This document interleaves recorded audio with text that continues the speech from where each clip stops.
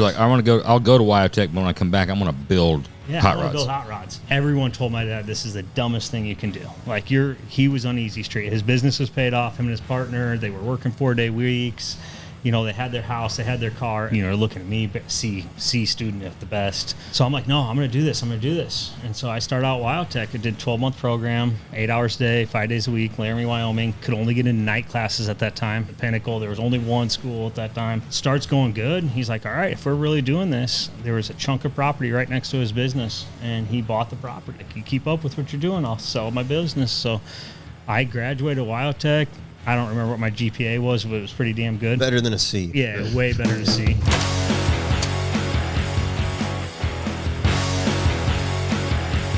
Eddie Pettus from Eddie's Rod and Custom. Welcome back. Another episode of Oil and Whiskey. As always, this episode is brought to you by WeatherTech. Floor Liner HP is WeatherTech's top-tier floor mat. It's the next generation of floor mat protection after WeatherTech's best-selling flagship product, the Floor Liner. A necessity if you care about your car and want to keep it looking pristine. New car, help maximize resale value when it's time to trade it in. Older pre-owned car, make it look better with a simple interior refresh upgrade. Mask the wear and tear. Laser measured to fit your exact make and model, with thousands of applications available for older and newer models. No one has the depth of coverage that WeatherTech offers, constantly adding to the list with its latest vehicle releases. High-wall design for ultimate year-round protection, its raised edges contain dirt, water, sand, snow, and everyday messes, keeping that factory carpet in its original condition. Super durable and hefty, so it lies flat, won't warp or degrade over time. Soft touch feel, nibs on the underside, and retention devices help them stay securely in place. American-made in Bolingbrook, Illinois. Go to WeatherTech.com to check out their Floor Liner HP and find your application. Really glad you could come up and do this. I know we've been talking for, hell, it seemed like it's about 2 months. Yeah, We're working on schedules and trying to figure this out. It's always great. Geographically, you're a little closer than some, so it made sense. I'm glad you were 4 hours away. Glad you were willing to come do it in person. It's always we had a little run there with just Zoom podcasts and me being as personable of a person as I am, I like to do it in person. I like having somebody here to actually talk to. So yeah, it is. It works out good, but sometimes it's tough, man. It's always better to do it face to face. Yeah. We got to. We're gonna taste something different before we get into it. This is. I think we need to address something as we're tasting that, because Josh just brought up right before we started this podcast that we tried to slide it under the radar, but apparently somebody called us out. We got caught. I wouldn't call it like a bender that we were on, but it was, I'd say, a couple months of what I would consider not healthy amounts of drinking. So we drank way too much. For a while. All right. So we made the decision coming off of a road tour that was very harmful to everybody's livers to let's just try drinking some water tonight, and that way we'll feel really good tomorrow and give ourselves a little break. And I guess the comment came up that, like, what the hell is this, oil and water? Yeah. Instead of oil and whiskey. Apparently, we didn't draw any attention to it. We just tried to drink some water, and apparently it was caught. And then the following podcast, we eased back into it with tequila. Tequila's a little easier, a little smoother, a little more euphoric of a drunk. But now we're a week past the road tour, and we're all healed up, fully recovered. Yeah, we're all healed up. Hit it a little hard last weekend, but we're we did. Thanks to Spencer. Yeah, we can never get. I don't. None of us have obviously an alcohol problem, because it's not like we seek it out and have to drink. The problem is there's so many different things in life that kind of revolve around drinking and stuff like that. And it's just, there's always a time where you're like, all right, dude, after this weekend, like, fuck, I got to at least take a week off. Like, let's take a week. And it's a Tuesday that somebody flies in unannounced, and it's like, hey, we got to do a dinner tonight. And I mean, it's tough to, you could just have. He's nodding, but he just got off like a. No, I don't drink much. He doesn't tonight drink. I'm having one. Well, you said you just rode your bike across Iowa. Is that I what you were did, yeah. saying? So there's a bike ride that's been going on since 1973 across the state of Iowa. It goes between 400 and 500 miles long, and so did that last week with my wife and some friends, and. He's healthier than us. Way healthier. No, not way healthier. We actually switched on and off every day because we had our 5-year-old with us. So I only did 240 miles. She did 200. Only. Jesus, dude. I'll tell you, the biking stuff that's a tough one for me. We got our CNC like department lead, Dustin, who's a rock star. he is a biking fucking machine, and he's ridden what they call it, the Continental Divide. All right. And I mean, thousands of miles. Yeah, they do like this Alaska to Mexico ride. And dude, I tell the story all the time. I'm like, I live on a very slight grade, and there's a park down the street. I mean, it's like a 1% grade, and the kids are going over there, and I'm like, all right, dude, I'll ride a bike. I'm fucking exhausted, dude, absolutely exhausted. Yeah. It's less than a quarter mile. I want to do it. I really want to do it for health. I want to do a mountain bike. Get into it, and let's get a whole group of hot rodders to ride this bike ride next year. I'm not going to do the road bike. I did a 103-mile day last week. Really? Yeah, the Century Day. Oh, my God. No, are e-bikes cool? Is that a... There actually was some e-bikes on there. I don't know if people think they're cool or not, but I don't want to do mountain bike things. I just want a mountain bike because it's got fatter tires and suspension and a big seat, and then you can change gears. So I just want to get on it. Yeah. I want as close to a dirt bike as you can get with and still have to pedal. But I don't want to have to pedal hard. Big seat's not actually better. Really? Yeah. Yeah, everyone that goes big seat gets like chafing, uncomfortable.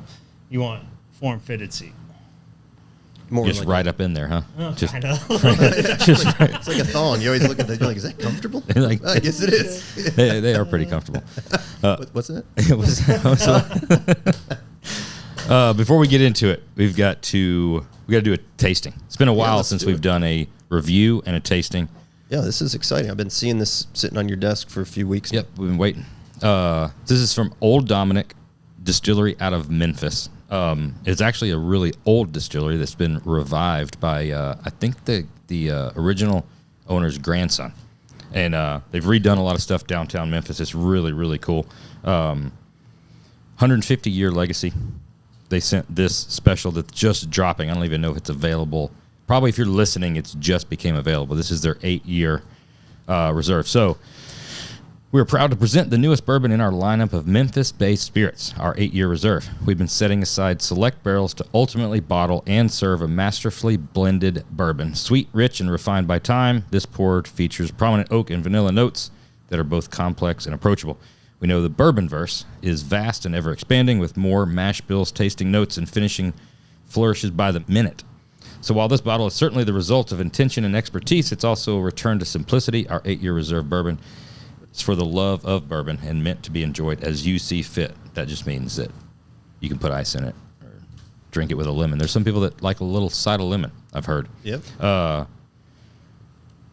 Old Dominick, 8-year reserve. Let's get into it.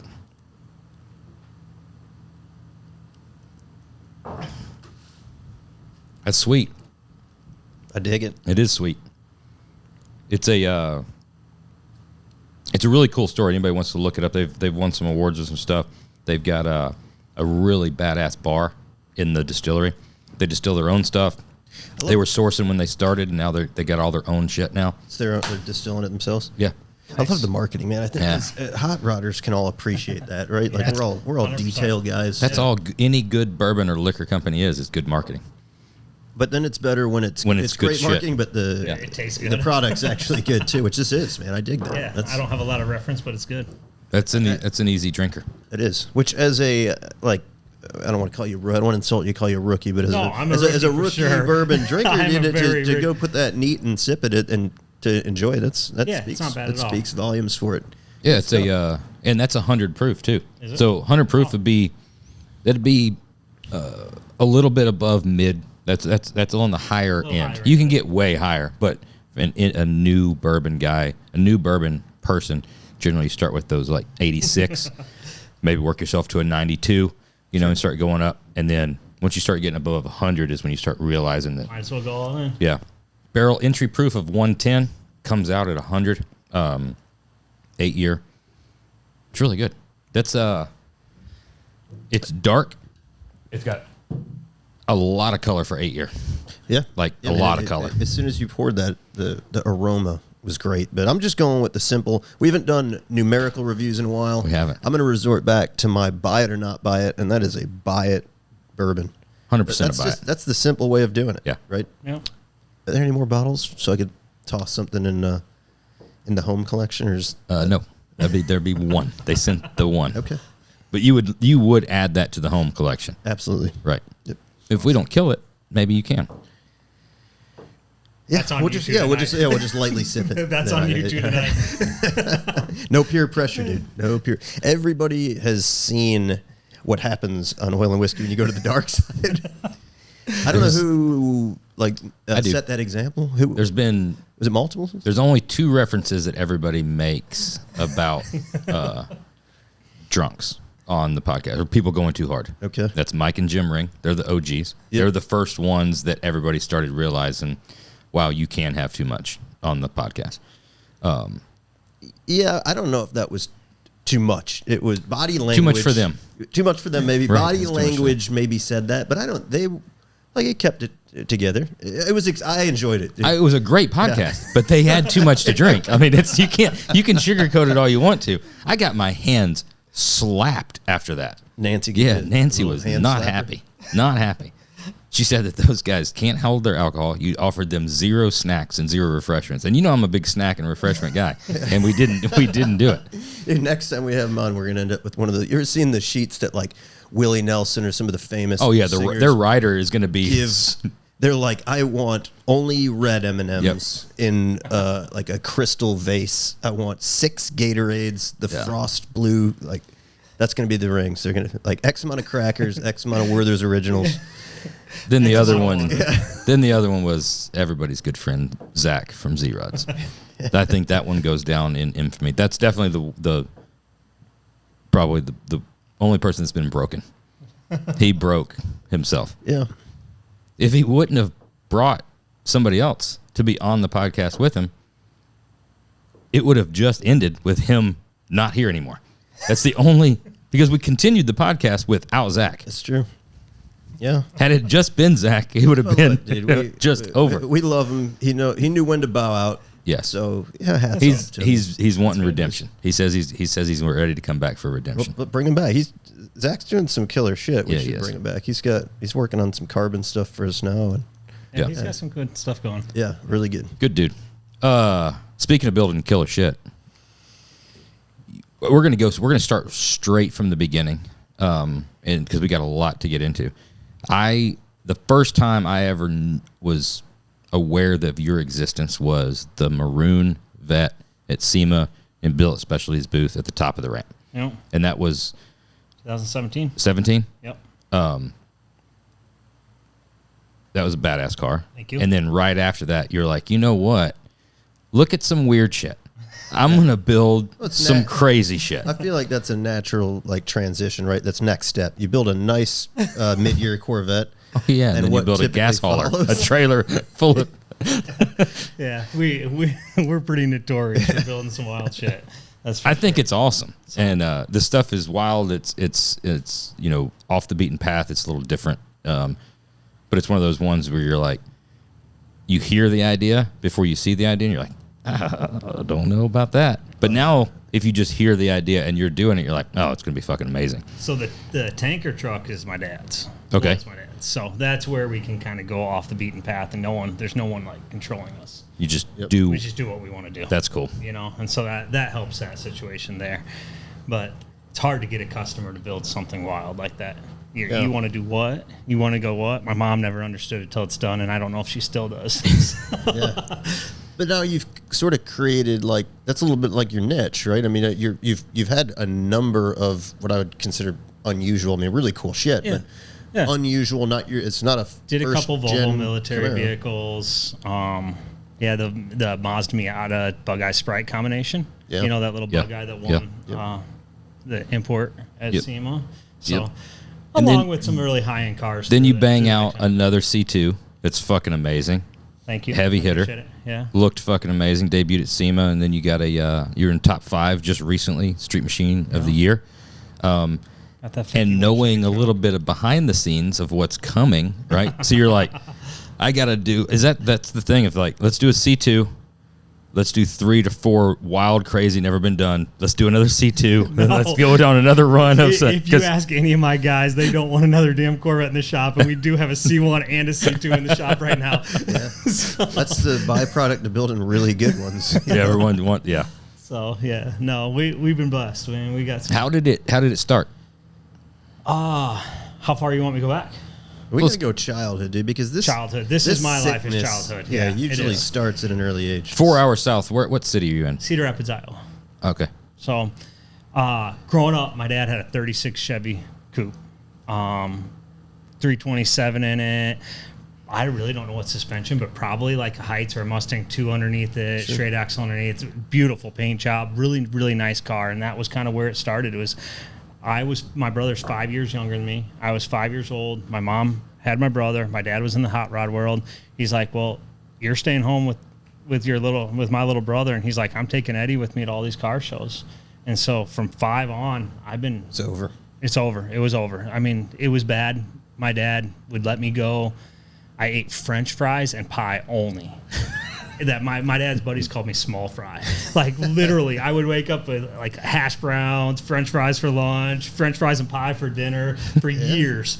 Going to car shows. That's how dads do it. They do. You know? They You've roll. got some stories of going to the car shows of what you'd had a little overindulge. Yeah, he would give me a I was little a grown watch man. he'd give me a little watch that I could read, and like times are so different. I wouldn't do this with my 5-year-old now, but we'd go to like the Street Machine Nationals, and he'd be like, "All right, when this watch says this time, you need to be back at this car."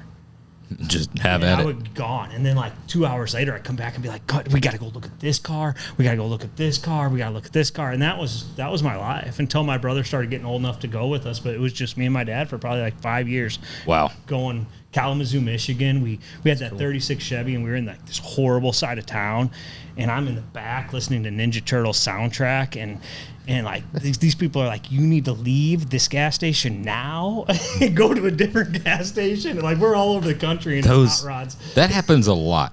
Yeah. The times that you're at a gas station and the people say you need to leave, it happens more than it should happen. We're generally not that we're disrespectful. We're just not the most respectful of other customers when you go to like road tour stuff. I mean, you're fucking lollygagging, and you got But it's usually the every gas neighborhood. pump. They're giving you a heads up of this. Oh, you think that's why it is? Well, the reference This was different neighborhood. thing. They're Yeah. like, you Got don't it. want to be in here. Yeah. That was a courtesy. Get the hell out of Yeah, here. Yeah, exactly. like They're a courtesy, like, hey, Yeah. this car, you there's don't gas, belong here. There's gas a few blocks down. Yeah.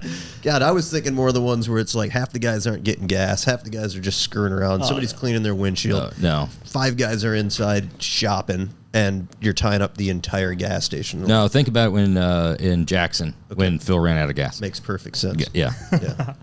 So that goes until probably my middle school age, and my dad has an opportunity to buy his dream car. It's a all steel 34 Willys Coupe. His buddy had started it, a little shop in Atalissa, Iowa called the Rod Doctor. And if you ever met Richard Crease, he was probably one of the best unknown metal fabricators in the world. Damn. And so kind of I always referenced him to Covell style. Like, I mean, he's Really? making full fenders out of one sheet of metal without cuts. I mean, it's just phenomenal. So now I'm not going to the car shows as much. We're doing local ones. We're doing that stuff. But now I'm going with my dad to go check on this car as it's getting built. And so he does all the sheet metal work. My dad's a mechanic by trade. So growing up a mechanic, that's everything to me. And finally, the sheet metal work's done, ready for the mechanical side, comes back to my dad's shop. He really uses that to keep me straight. So anytime, we didn't come from a massive wealthy family. Like, it was a hardworking middle-class family. And so it's like that car can't be done in a matter of months or years. It's over a long period of time. But anytime I was hanging with the wrong group of people or starting to go the wrong direction, the Willys would come back out of the shed. It would get put back in the garage, and we'd go down there and work on it, whether it's taking acid and spraying it and cleaning off the rust off the bare metal, or whether it's trying to bend brake lines or trying to learn how to work something on just there. piddling. So that was kind of my middle school, high school career was building that car with my dad, kind of working on that kind of stuff. At the same time, flipping cars. I think through high school, I had 65 cars bought and sold. Wow. Yep. Made a few bucks. Yeah, I did. I actually put like 20 grand down on my Wyotech college, and I bought my first car and had cash to go to Wyotech. Yeah. Now, I don't think I've ever had that much money in my bank account since, but yeah, like there was a day I bought a VW Golf one night. I was driving home from school, made my buddy stop on the side of the road. They're like, "No, you're not looking at their car." I'm like, "Just leave me." So I bought this car for $200, drove straight down to my dad's shop, spent all night, detailed it. Drove it to school the next day. I still hadn't even had title in my name. This girl fell in love with it. By second period, her mom had me a check for like $1,800 in my hand. Jump title, whatever. I'm 16 years old. I'm like, dang, I just made $1,500. Yeah. You know, so that was my life, cars. What year was this? So I graduated in 01. So like, it's 97 to 2001. Yeah. Yeah, I'm right there with you, dude. It was the best time to buy and sell cars. It was the was the best. Me and my wife at that point, we were just dating and had a couple of connections at some dealerships, right? Family, friends, and stuff, and then a couple of auctions. And that's just like halfway for fun, but then it started like we were generating some decent income. Yeah. Flipped so many fucking cars. Oh, it was so awesome. I was working in the cornfields. I was in the kitchen at a retirement center, and I'm flipping cars. I had more money than I've ever had in my whole entire life. Yeah, it was awesome. It's wild. It was fun. We probably did it for about 3 years, and at that time, that was just a great time. And auction stuff, there's just so much stuff that like transitional year Honda stuff, and a lot of Hondas, a lot of Hondas and Toyotas, and I mean, little Accords. You were basically, you felt like you were gambling, but at the same time, you weren't. You kind of knew what you were doing, but you also weren't dealing with huge sums of money, right? All my stuff was $500 to $1,000. Everything was like $500 to $800 to maybe like $1,200, $1,300 to sell, but you're making like $2,000 minimum just about off every single car, and it might have been just a buddy doing a tint job on it, cleaning it, detail, new plugs, plug wires. You're putting very limited stuff in it, but just a little fluff job. Yeah. We did for a while, and you kept like, all right, we're going to keep this much, and then buy a little bit more expensive car. Kept this. Well, then we got to the point where we were buying like $15,000 and $16,000 cars to make a couple grand. And it was like, this is fucking stupid. Yeah, because you ever flip any Diamantes back in that era? No, I didn't. I stayed away from any of the Mitsubishi stuff. It was Hondas. I did a couple of Toyota things and all that, but really Hondas or S10s, trucks. Maybe some Mazdas and just whatever it was. If you could get it for under $1,000, it didn't matter. You were going to be able to fluff it. If it wasn't just caved in, I mean, you'd look at some stuff, especially at auction stuff. At auction at night, you go in, you crank them and run them, before they run cross, and you've got your thing, and you're like, well, shit, it's arcing all over the damn valve covers. Like, it's going to run like shit. Nobody's going to buy it. All it needs is damn plug wires, right? And it's been sitting outside. It's water spotted. We're going to run a pad over that. Valve cover gasket. Yeah. It's like simple stuff. And you're like, I'm going to have $100 in this thing. I'm going to make $2,000, and I'm going to have it gone in 2 days. Like, and it's stuff that didn't take any time. Still working a full-time job. But yeah, like you said, just jumping titles. I was putting, at the time in Iowa, you could have 7 cars a year. I was putting them in my mom's name. It was in everybody else's name. Everybody's name. It was a fun time, and you learn about shit. My dad taught me the biggest thing was a clean windshield. Oh, yeah. He goes, you could pretty much buy a car the night before that was dirty, clean it, clean the windshield, and sell it. If someone looks through the windshield, it looks clean, it's nicer than the car they drive. That's great advice. My dad taught me and cursed me with the sort of the buy high, sell low technique, right? He had this, and it has been that way my whole life. He was always the guy who, the phrase was always, you can't give a guy a car like that. That was his famous words. Like, he would buy a fucking car, like a $15,000 car, and put 20 fucking grand into it to sell it for $14,500 because it had to be perfect for that. You can't give a guy a car like that. You can't fucking give a guy a car like that. You can't. And then tell him everything that's wrong with it, and like just brutal honesty. And I think that unfortunately stuck with me. In my 42 years, I think I've made money on 2 cars. One was like the only time that I stumbled into a crazy deal, and we were looking at a shop. There's like a NASCAR dude out in the middle of fucking nowhere in Illinois, and somehow I find this thing on Craigslist, and we go down there. He's like, I got this old 60 Chevy bubble top here. You guys are into that stuff, aren't you? And look, it's a fucking killer 60 Impala bubbled, like mint fucking car. It was like a barn foot, just a little bit of dust on it. Dude, we brought it back, polished it up a little bit. Probably made like $8,000 on that car. Nice. We stole it. Yeah. The only other car I ever made money on was me and Dean, a buddy of mine who used to work here. We're driving home from work one day, and there's a Country Squire on the side of the road with a for sale sign on it. You made money on that after the stories I've heard? Broke even. Okay. Broke even. Okay. Bought it. It was total impulse buy. We bought it on the spot. For whatever reason, I had some cash on, and I want to say it was like $1,500, something like that. Paid the old lady cash, took it. We drove it home. We had the most. We got $15,000 of enjoyment out of that car. Jumping it, drifting it. I mean, you name it. And ended up destroyed it, totaled it, and got $1,500 back to get it hauled off. You just handed the wrecker the title, nice. And they gave me $1,500 scrap value for it, and it was gone. You made money on that. Yeah, you made money on that. So made money once, broke even. Every other one has been put a bunch in it and sell it at a loss. I wish the times were like they were back then, though. It was It's so not like fun. that now. You can't get anything for that cheap, and none of those cars even run through auctions. I mean, the auctions are is a completely different business now. World. It's a different Cash world. for clunkers took all that gone. Yeah, It just killed it all. That whole market.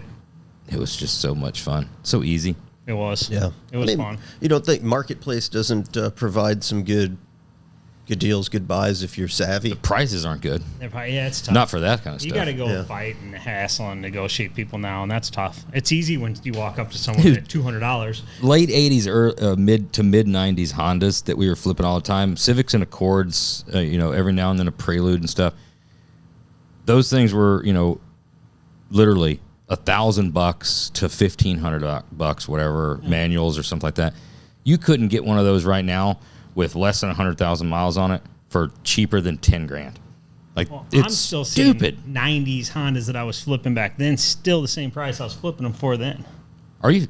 Like 92, 93 Honda Accord, still $1,500, $2,000 now. If it, yeah, but it's a little running and different. driving. Yeah, it's a little. Yeah, they're a little different condition than what we were flipping. No, them I in. know, but they're same prices what I was flipping for then. But I It's- probably had 20 or 30 Honda Accords in my life. Man, you could move Accords. Yeah. You really could. It was because it's such an easy. This is yet another look into the fascinating Josh Henning. I've had lots of stories. I've done a lot of things. It was just it was a great first car for a lot of people, and especially at like a $3,000 price point when it's clean, it's nice. Like you said, clean windshield. I have a buddy that did window tint. I mean, he charged me like $60 to do the tint and the stuff. And I always did manuals and stuff too because I didn't want to have to screw with automatic transmission. So a good manual, hell, a clutch. I might spend $100 on getting a clutch put in it or something like that, just because it'd be decent if it was going to a 16-year-old girl or something. But man, you could just move through them. Yeah, little mini Toyota trucks, the little two-wheel drive Toyota trucks, single and extra cabs. Yeah. Probably had a dozen of those through high school. Tell you what, you could never get is Nissan hardbodies. No. What is a Nissan hardbody? Nissan hardbody was the pickup truck of that day, the square one with the little flares front and rear on it. From the beginning. They rusted out, and then they just were non-existent. A two-wheel drive Nissan hardbody manual just was non-existent. Absolutely. And if you did find one, it was going to be like a $3,500 buy. Like they were expensive. Anyway, all right, we've gone off the rails. Yeah, that one went sideways. Sorry. For sure. Yeah, it's just it's memories. Like I remember, it's same era, same time, same. It is, yeah. Same stuff. So then high school hits. I hate school. I love my friends. I love going there because of school or because of them. But school and me were kind of one of those things where I did just enough to get by. My dad had owned his own shop at that point. He started it in '82 when I was born. So now we're 2001. I'm not sure what I'm going to do. I'm probably going to go be a mechanic for my dad, find out about Wyotech. And so he looks at me. He's like, hey, he goes, you do that right? He goes, we'll help you. We'll start your shop. He goes, I'll sell my business. I'll sell everything. And he goes, we'll start you. And that's a big gamble at that point because seeing my high school the way it is and kind of what's going on at that point, so I go out to Wyotech. But you wanted to build cars. I wanted to build hot rods. You're like, I'll go to Wyotech, but when I come back, I want to build hot rods. Build hot rods. Okay. And everyone told my dad, this is the dumbest thing you can do. Like he was on easy street. His business was paid off. Him and his partner, they were working 4-day weeks. They had their house, they had their car, everything like that. And looking at me, C student at the best, and so I'm like, no, I'm going to do this. And so I started out Wyotech. I did 12-month program, 8 hours a day, 5 days a week, Laramie, Wyoming. Could only get into night classes at that time because Wyotech was slammed at that time. That was like the pinnacle. There was only one school at that time. So starts going good. He's like, all right, if we're really doing this, there was a chunk of property right next to his business, and he bought the property. And he's like, you keep up with what you're doing, I'll sell my business. So I graduated Wildtech. I don't remember what my GPA was, but it was pretty damn good. Better than a C. Yeah, way better than a C. Like, Because it was stuff you gave a shit about it. It was. It Dude, was you and I are living like parallel lives right at this point, because that was same thing. High school just sucked. Yeah. And then trade school, like fucking rocked. I was the A student. Yeah, I was. I might not have been A+, but I was like at least A-. Like, yeah. Wasn't that a crazy feeling? Yeah. To because you knew how you felt. Like in high school, you always felt like, dude, these are the smart kids. Like, I'm kind of fucking moron, yeah. right? Like, I know I'm not applying myself, but... And I have ADD beyond belief, like non-diagnosed, but it's like I move everything. Well, I went to Wildtech, and the first thing they did was said, well, you can either sit in these chairs or you can stand at these tables in the back. I'm like, I'll stand. All right, I'll stand. Yeah. And it's like, I can focus. I can pay attention. Yeah. I can do this. But if I'm sitting in that chair, you see me right now, I'm moving around, I'm everything like that. And it's like, so all of a sudden, these guys understand me. Yeah. Like, this is my world, you know? So I did ASE certified mechanic leaving there, did chassis fabrication, high performance engines, and then business management through there. So You didn't have to do geared up for learning at trade school?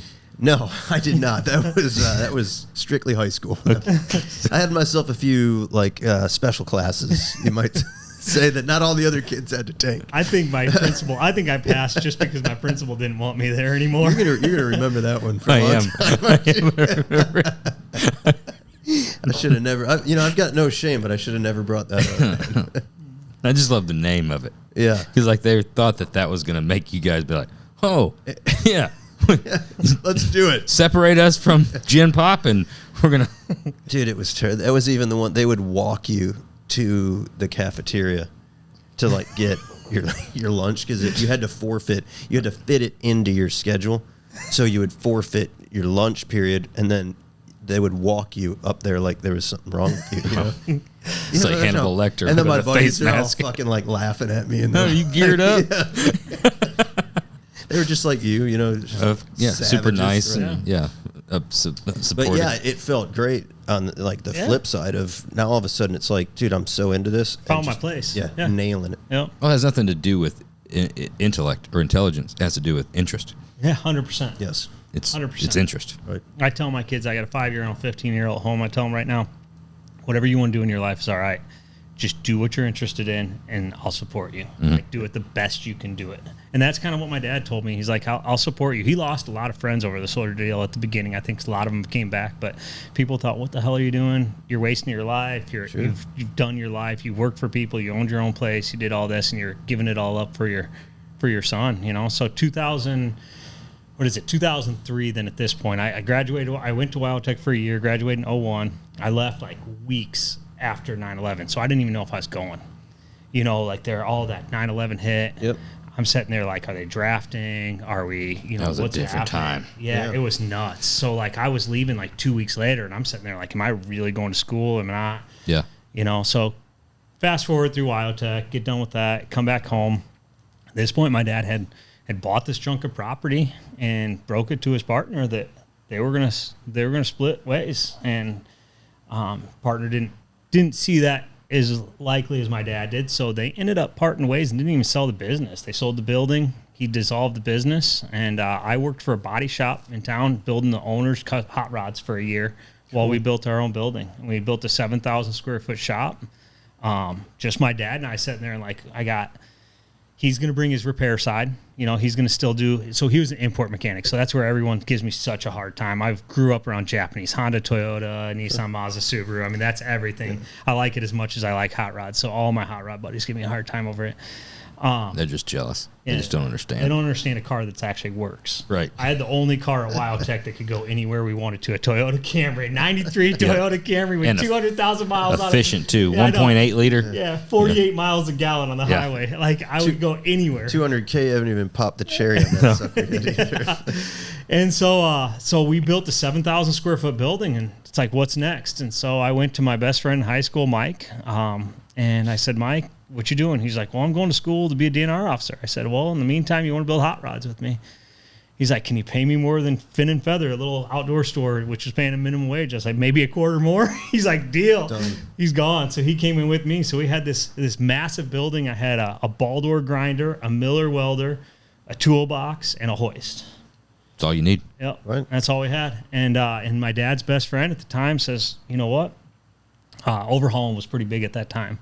He says, my father-in-law's got this old Chevy in a garage. He goes, why don't we pull that out and why don't we do an overhauling for him? Why don't we sneak it out and let's start restoring this for him, and when we're partially through it, we'll tell him. And so I give a lot to Dave, man. Dave gave 100% trust, and 2 kids that had no clue what we were doing. I had every person in my town coming in. This thing was rusty. It was bad. It was 49 Chevy Coupe, so it wasn't the big back. It was the little short back in the back. And Mike and I are looking at each other like, all right, what do we do next? I think we cut all this out. And so we started sawzalling the panels out, buying what we could, but you couldn't buy a lot of sheet metal at the time. So we're like trying to break it. And you could get bitching and EMS. Was it EMS? Maybe EMS quarters, half quarters. Yeah, half quarters didn't fit and stuff like that. It was just pieces of metal with a wave, like a little bit of a bead in it. And then I had a buddy with a Charger that got hit in the rear. He's like, "Can you put quarters on this for me?" So I'm like, "Okay." So initially, I had no intention of doing body work. I wanted to become a metal fabricator. Wildtech didn't have a really heavy metal fabrication program at the time, so actually fast forward backwards a little bit. Before I went to Wildtech, I went and worked at Richard Cree's shop, so the rod doctor shop. Every summer I'd spend summers with him. And so you had a little bit, you were just a little. Yeah, get my feet wet. I would clean his shop, pick up for him, and he'd teach me some little things, stuff like that. So we get this thing almost done with metal, and Dave looks at me. He's like, "Who's gonna do my body work?" I said, "I don't know. You got to call around town and see who will do it." No one's going to do it, you know? So I called the guy that did the body work. My dad's Willie's was an instructor at our Kirkwood Community College. He was the body shop instructor. So I called Gordy up. I was like, "Gordy, man," he's a hot rodder. He had a really cool old car, 04 and stuff. And I said, "Hey, can I pay you nights and weekends to come and do this body work and help me?" And he's like, "As long as you help me, you know, whatever." But he's kind of getting up there at the point in his life where he doesn't want to do a lot more either. So we start this project. I find a guy, Joe, that's at a local body shop. I bring him in. So we start getting into body work. I'm like, no, never in my mind think I'm going to become a body shop. But I'm like watching all the builders. I'm like, okay, we got a panel sand these cars. And Cordy's like, "Man, I've never done that. I just put the door on the thing, the fenders." You figured that out. That took us a while to figure out, to be honest with you. Attention to detail was my thing. But while I was at Wildtech, the Grandmaster came out. Okay. And I told my dad, I said, at one point in my life, I'm going to build that quality. That's where I'm at. Like, that's cool. I said. And the more people that told me no, and the more people that came in and dogged at us, the more I was aiming for that. So we spend from 2003, October 2003, so I'll be 22 years in October, to 2017, very little known. Like, I've had a few little glimpses here or there. I made it to a show or two where someone recognized me, but we didn't know how the game worked. You know, my dad's Willie's was good enough to, like, it's probably still good enough to win awards today, but, like, I didn't understand you had to go to these shows. You had to be in these certain areas at these certain times. I was kind of in my own little mindset where I'm like, I don't need anyone. I don't need anything. We'll just show up and bring something. I'm going to show up. And so we got that black 49 Chevy done, and the first time I ever really realized, like, we maybe have a chance. I'm at Good Guys Des Moines. We show up late. It's like 10 o'clock, and we're on Main Street, and I'm like, there's a parking spot there on Main Street. Why? Mike's like, I don't care. Let's go. Let's park in it. Well, little do we realize we're right next to the hamburger stand, and, like, all day long, this thing is covered in grease. No wonder no one wants to be there, you know? But I'm like, but everyone's freaking out about this. And I don't know if you guys knew who Tim Thompson was with World of Wheels. I don't think He's out in Illinois. He was big into 32s and stuff. But all of a sudden, this guy comes up, and he's talking to Mike, and he's like, "Hey, this thing needs to be a World of Wheels." We're like, "What's World of Wheels?" He's like, "It's this indoor car show. You got to be here. You got to get there." I don't have a car trailer at this point. I don't have anything. You know, we just drove this thing from Cedar Rapids to Des Moines 2.5 hours, and we're just on the whim. And he's like, "No, it's in." Can't remember if it was in February, March at that time. Yeah, it's in the middle of winter. I'm like, "Well, you got a place to clean it up for if we drive it?" He's like, "You can't drive this car there." I'm like, "I don't know how I'm going to be there." He's like, he goes, no, I'm going to VIP invite you. I'm going to pay your gas there. I'm going to pay your hotel there. All this. And so me and him are freaking out. Is this even real? We think this guy's full of shit. World Wheel's big about it. They do that. It's like, it's a good thing they in do. A hotel room in an ice. What kind of nothing? Nothing weird or nothing. So I go home. I'm like, I don't know what I'm doing, but I go borrow money from my dad to buy a $3,000 trailer, and like, you know, we're like, okay, whatever. So we get there and we take a top 20 at World of Wheels. That's awesome. That's cool. We're like, shit, this is really awesome, you know? And so we did a kind of a little indoor car show run for a couple years with that car. We built our first Volvo military vehicle a couple years later for Dave, the same guy. He fell in love with these Swedish military vehicles. So we imported like 6 of them in the United States. We built those. We kind of went through back to our whole unique wild stuff. Kind of really not really knowing how the game still works. I'm in my own little world. I've never focused on what other shops do. That's kind of been my big thing is I compete against myself. It's hurt me, but it's helped me. It's helped me grow. It's helped me learn. But at the same time, I've really never understood how the industry worked until 2017. And I owe a lot of that to BASF. Derek, my paint rep at BASF, I switched to BASF in 16, I think, somewhere in there. And we built this Corvette, and he's like, man, this needs to be seen. People need to see it. I'm like, I don't really know how to do that, you know? And he's like, well, we're having an appreciation dinner. And he goes, we invited Mike and Jim Ring to bring a car, a Mustang here. And he goes, I think you should bring it. I'm like, am I stepping on their toes, you know, like to bring this car there? And he's like, no, not at all. I'll call the BASF company. So we come into Illinois to this thank you dinner, and I bring the Corvette there. And Mike flips out, and he's like, are you going to SEMA with this? I was like, I don't really know, man. I don't know how to get into SEMA. So Mike sits there and drinking, and by the end of the night, he's got me a list of people to call. And I'm trying to call these people. No one will answer me. So finally, I called Bill at Specialties, and I said, I need to talk to Glenn. And the lady that answers his phone's like, no, like you got to go through me. I'm like, no, like I have an appointment with Glenn. She goes, I make all his appointments. I said, no, I have an appointment today with Glenn. And she's like, no, you don't. I'm like, no, I really do. You got to get the phone. Glenn's like, who are you? What do you want? I'm like, I was with Mike Ring last night. And he told me to call you, and he told me to do anything to talk to you. Well, if Mike wants to talk to me, then I'll talk to you. So I send him some pictures of the Corvette, and he's like, well, you don't have my wheels on it. I'm like, okay, let's put your wheels on it. So he gives me a great deal on wheels. We put his wheels on it, and they make fun of me. They show up with Corvette jackets on and stuff like that. But then that kind of creates that thing. Yeah. Then rest is history. Rest is history, man. That's kind of like the short into this. I mean, I didn't mean. I was hoping that there wasn't like bangers before the vet when I said that was the first time. There was some really nice cars. We restored some stuff, but like it was that whole week was bittersweet because everyone's like, how's it feel to be like this new unknown person, like just come out and hit it? It's like, dude, for 15 years I've been fixing rust. You know, like we were making cars look like cars again and nothing but that. You know, a guy would bring his rusty car from Iowa because salt winters, you know, and we were replacing bottom halves of cars on cars and getting nothing else out of it. They were out of money by the time we got a paint job on it, and it goes back to their garage. And, you know, so there were some really killer ones in between, but just not really knowing how to do it. Well, yeah, I mean, I remember that car. Like, I think I was even there when you're like moving it in or whatever. It's like, who is this guy? That thing's slick. Like everything was nice, and talked to Glenn, and he's like, oh yeah, this is, you know, Eddie's and blah blah, and saw you know, a bunch of different shows or whatever. That's the way Glenn said it. Glenn said it. You can do Glenn better. I can't do Glenn. I can't do Glenn, and I won't because I respect him. Okay.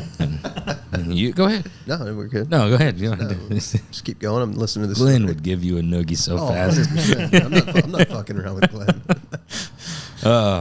But yeah, and that's it was. I mean, it really, like you said, it's the rest is history. I mean, you've had nothing but bangers after that.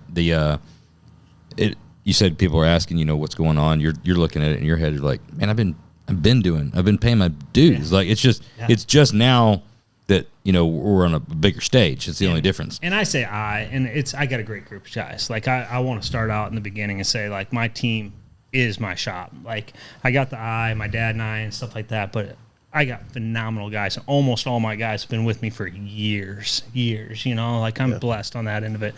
Nowhere would we be today without them. What did you learn about the game, as you called it, at SEMA? That it's worse than our government politics. Indoor stuff, maybe. Right? Indoor, outdoor, all of the above. But that's all right. You got to put your face in. You got to put your time in. You gotta play your cards. And do I still sometimes not? Like I don't. Sometimes I still like to just show up unannounced. That Corvette's been gone for 2 years, and I didn't tell anyone. It just showed up to Street Machine. So. Everyone wants to know. The people that run the shows want to know. That Corvette was like the big first one. So I actually took that to go for Riddler. Really? And so I said the only thing I knew about Riddler, I'd never been to Detroit. I'd never been to that show before. I knew nothing except for you could never show the car. It had to be first time shown. And that was the only thing I ever knew. You were going to go to Riddler with Matt Clear? No, the maroon one. Oh, the maroon one. I'm sorry. Maroon one. Sorry. So, no, the maroon one. So, I show up to Riddler, and I said, I'm here to compete for the Riddler. They're like, no, you're not. So, what do you mean? They're like, this is a 2 or 3 year process before you can be eligible for Riddler. I said, what are you talking about? They're like, well, you need to meet the judges. You need to talk to the judges. Shut up. You need to do this stuff. You need to tell us you're coming for Riddler. I said, why? I'm coming. I'm here. I'm here. Here I am. I'm here. So they put me through the fucking ringer. Like I listened to one of your podcasts where you're talking about chrome brakes and all this stuff. I'm watching people push cars off trailers, push them in their spot, go up. They're making me do figure 8s around the fucking poles. They're making me make my headlights work, my turn signals work. They're making sure my brakes working forward, reverse. They're checking my doors. They're checking my hood. That's why. And so we're sitting there like, what the hell? And I bring this killer restored 69 Camaro and this Corvette for the same customer. Yeah. We have 20 by 20 booths set up. They put us in the club section by the bathrooms. They don't even put us up in the front. And we had our carpet like perfectly vacuumed and stuff. They never came one time through an entire night to look at it because we did that on purpose to know if someone would come in and look at it. Because you already ran the indoor stuff from back in the day. You know the ISCA game. I knew the ISCA game. I just had never been to the Riddler. So that night they never even looked. Wow. I didn't think we were going to win the Riddler, but I was hoping for maybe a grade 8, you know, and something along those lines. But I was so naive to all of it. We go to Chicago the next weekend after that. We take a top 20, and everyone's telling my dad and mom in the hotel rooms, like, you got screwed, this and this, you know. So it's like, that was my eye-opener. Like, it's like, okay, this is how the game works. You need to let these people know. You need to stroke their egos. You need to do this. You need to do that. And there's it's a fine line between, like, playing the game and, like, overly playing the game and then shunning the game, right? Some people come in and it's like, man, you just see them. It's like the mouth's going and it's like, dude, shut the fuck up and let the car speak for itself. Yeah. And then there's some people that bring something that's so bitchin' and they just here it is, man. Yeah. Like, and then it doesn't get the notoriety. Don't pop the hood, just sit it there. Yeah, there's a sweet spot. To your point, you kind of sort of do need to like play. If there's a game, you kind of sort of need to play it a little bit. You at least need to be front and center, vocal, put yourself out there, and like hit some shows. It's sort of like an election. You have to campaign. You have to campaign. Yeah, you really do. Right? Yeah, you have to. And so it depends on the time of the year and what I got going on, whether I like that, whether you want to campaign or not. Yeah, right. Whether you feel like doing it. Sometimes, I mean, you know, most of the time I got really awesome customers. I mean, through my whole 22 years, I think there's only 1 or 2 customers that I can say, like, a lot of shops tell me how bad customers they have. I've been very blessed. I have some of the most phenomenal customers you could ever ask for. Most of them never expect anything. And so, you know, it's like, hey, let's just do it the way we do it. Right. And people recognize it. You guys recognize it, you know, like eventually. But I mean, we've talked about it a bunch on the show thing, and we don't have to get too far into it, but honestly, I wanted to make one point when you're talking about, you know, the game and, you know, getting screwed. And so I think that it is very important that a younger shop feels the pain. Right? Yeah. I do think it's... Meaning they're shunned a little bit, or like... Getting shunned, or... They're not just welcomed with open arms and get the same treatment as... and I'm not saying... As Bobby Alloway. I think everybody... No shot at him, but he's a guy that's been out there, right? Yeah. Front and center. And I'm not saying that the shows are doing the right thing. I'm saying they really should open their arms to everybody, especially newcomers. Probably more so to somebody that's got something badass that's not on the scene. But forget about the reason why it happens. I think it's important to feel that pain and struggle, because if not, coming on early and having nothing but home runs after home run after home run, too quick, too early, you could start, it could change your mentality on stuff, right? You have to kind of feel the pain. You end up like Macaulay Culkin, right? If you just start right out of the gate and you just then you end up at hit it out of the fucking park. Then you end up at Jackson's place. What was it? What was the Never Land? Yeah. And, And who knows what happens. You gotta put your time in. And hey, I grow differently. I do better with negative. Like when people downgrade me, when I lose, when people tell me I can't do it, I actually do better. It's helpful. The biggest problem where I was going to go with it is the hardest thing is when you call it the game. I always mention, like, once you see behind the curtain, right? Yep. Once you see the wizard pulling the things, you might not like a lot of things, but you can understand a lot of things. The problem is the employees themselves, the guys that maybe don't understand it the same way, that have put everything. They've sacrificed everything. They've put it all in, right? And they, rightfully so, know that the thing that they just created is the best thing that they have ever created. So if it's the best thing that they have ever created, their frame of reference is, this is the best thing that has ever been created, right? Then on the other side is the customer side. The customer side, if it's a customer that is wanting the recognition, we're fortunate too that a lot of customers now don't care about that. They want the creation, right? Yeah. They all want the recognition, but they understand. Then yes, the problem is when you do have that customer and you have that group, and you going into a situation where you know most likely, like, dude, guys, seriously, like, I'm just telling you, stop buying into all the hype that everyone's like, oh man, you got this, blah blah, because anything and everything can and has happened before. And when it doesn't go that way, right, for whatever reason, even if it was justified, right, the better car won,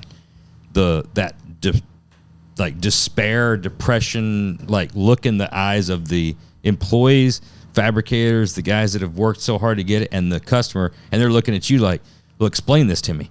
And you're like, there is no explaining it. It's fucking bullshit. All of it's fucking bullshit. Are you happy with the car? Are you happy with what you did?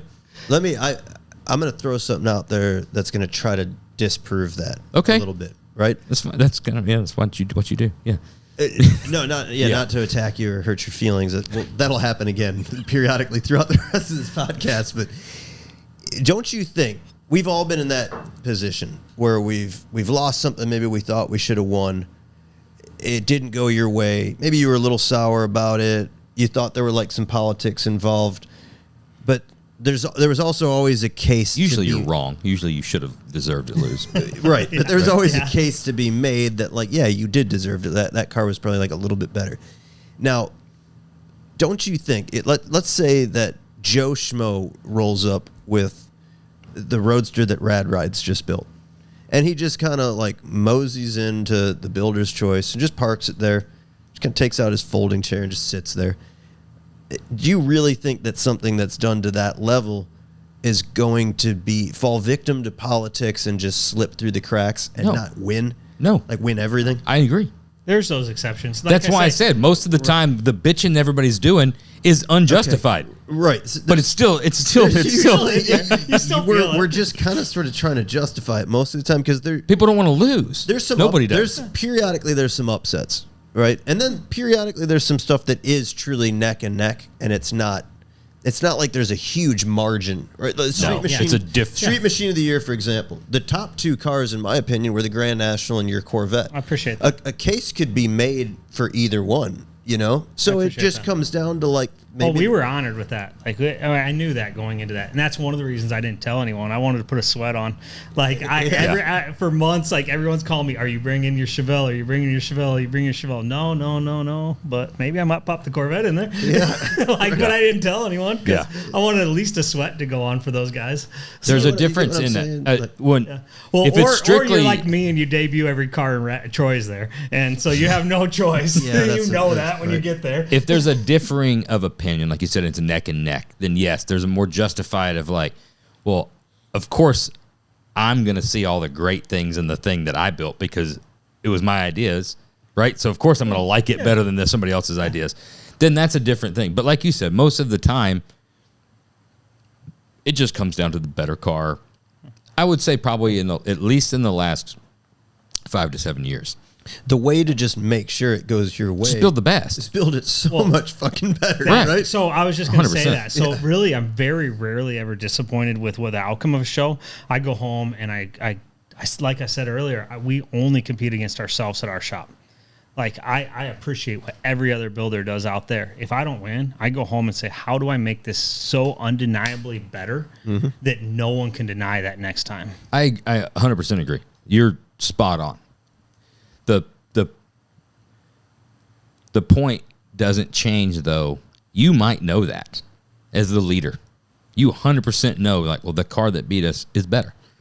The guys that work for you, that built their car, it's difficult in that moment to say, yes, it is. You didn't do these things as good as this guy. And it's also difficult to tell the customer that spent good money, well, you got to understand, like, that's a better car. Yeah. You get what I'm saying? That's the harder part, probably. Well, it's 100 because he's like, Latter of well, the two. what do you mean? Yeah. But that's when it just comes down to, I mean, the customer's probably actually easier to explain. You think so? Because I don't think so. No. I don't think so, because I think, to be honest with you, this is not a dig at employees, because I fucking love the guys. They rock it out, but not every one of them has is that in tune with the style and what's making these cars win. Yeah. Like, some guys, their craft is their craft. You can shape the most beautifully crafted metal quarter panel. At the end of the day, it's no different when it's covered up at that car show than somebody that just took it out and beat the shit out of it with a ball peen hammer and packed it with filler. If the car looks better, not trying to like justify that's the right way to do it, but that guy doesn't know why. He did the best he could do. He grind that car down to bare metal and hit it with the DA, and it's a better car. But he doesn't understand why it. Right. He did his job better. I guess It where can be tough. mine was going with on the customer deal is I was playing my mind on the street rod side of, like, Troy wins, and the customer wants to say something. It's pretty easy to explain at that point. Be like, there's two things. One, I can't do that. He's better. Yeah. Right.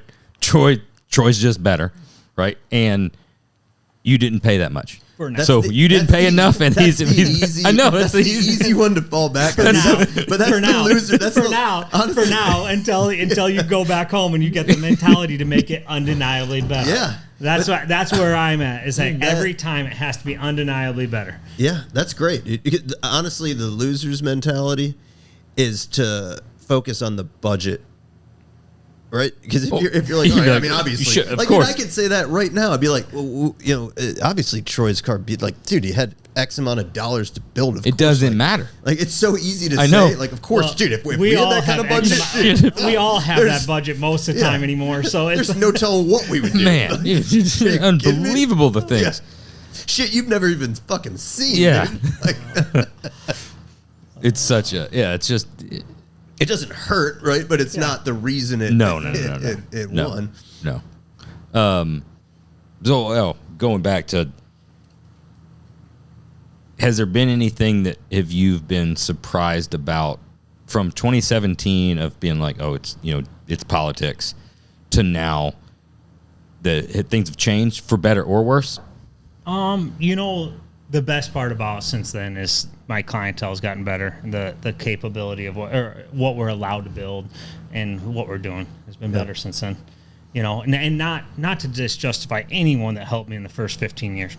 Like I said, I had phenomenal customers my whole entire life, and that have allowed me to do what we've done. And it's actually, I'd never go back. Even if I know what I know now and I could go change it then, I wouldn't. No, hell no. Nobody would. No, I wouldn't. Because I wouldn't be where we are today. We wouldn't have the team that we have. We wouldn't have the knowledge that we have. That's why I said you got to feel that loss. Yeah, that's exactly the reason. Because if you didn't have that loss, there's human nature.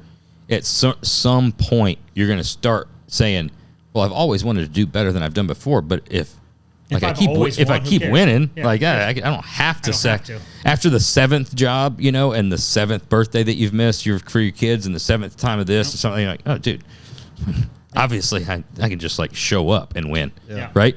You have to be humbled. You have to get that Yeah.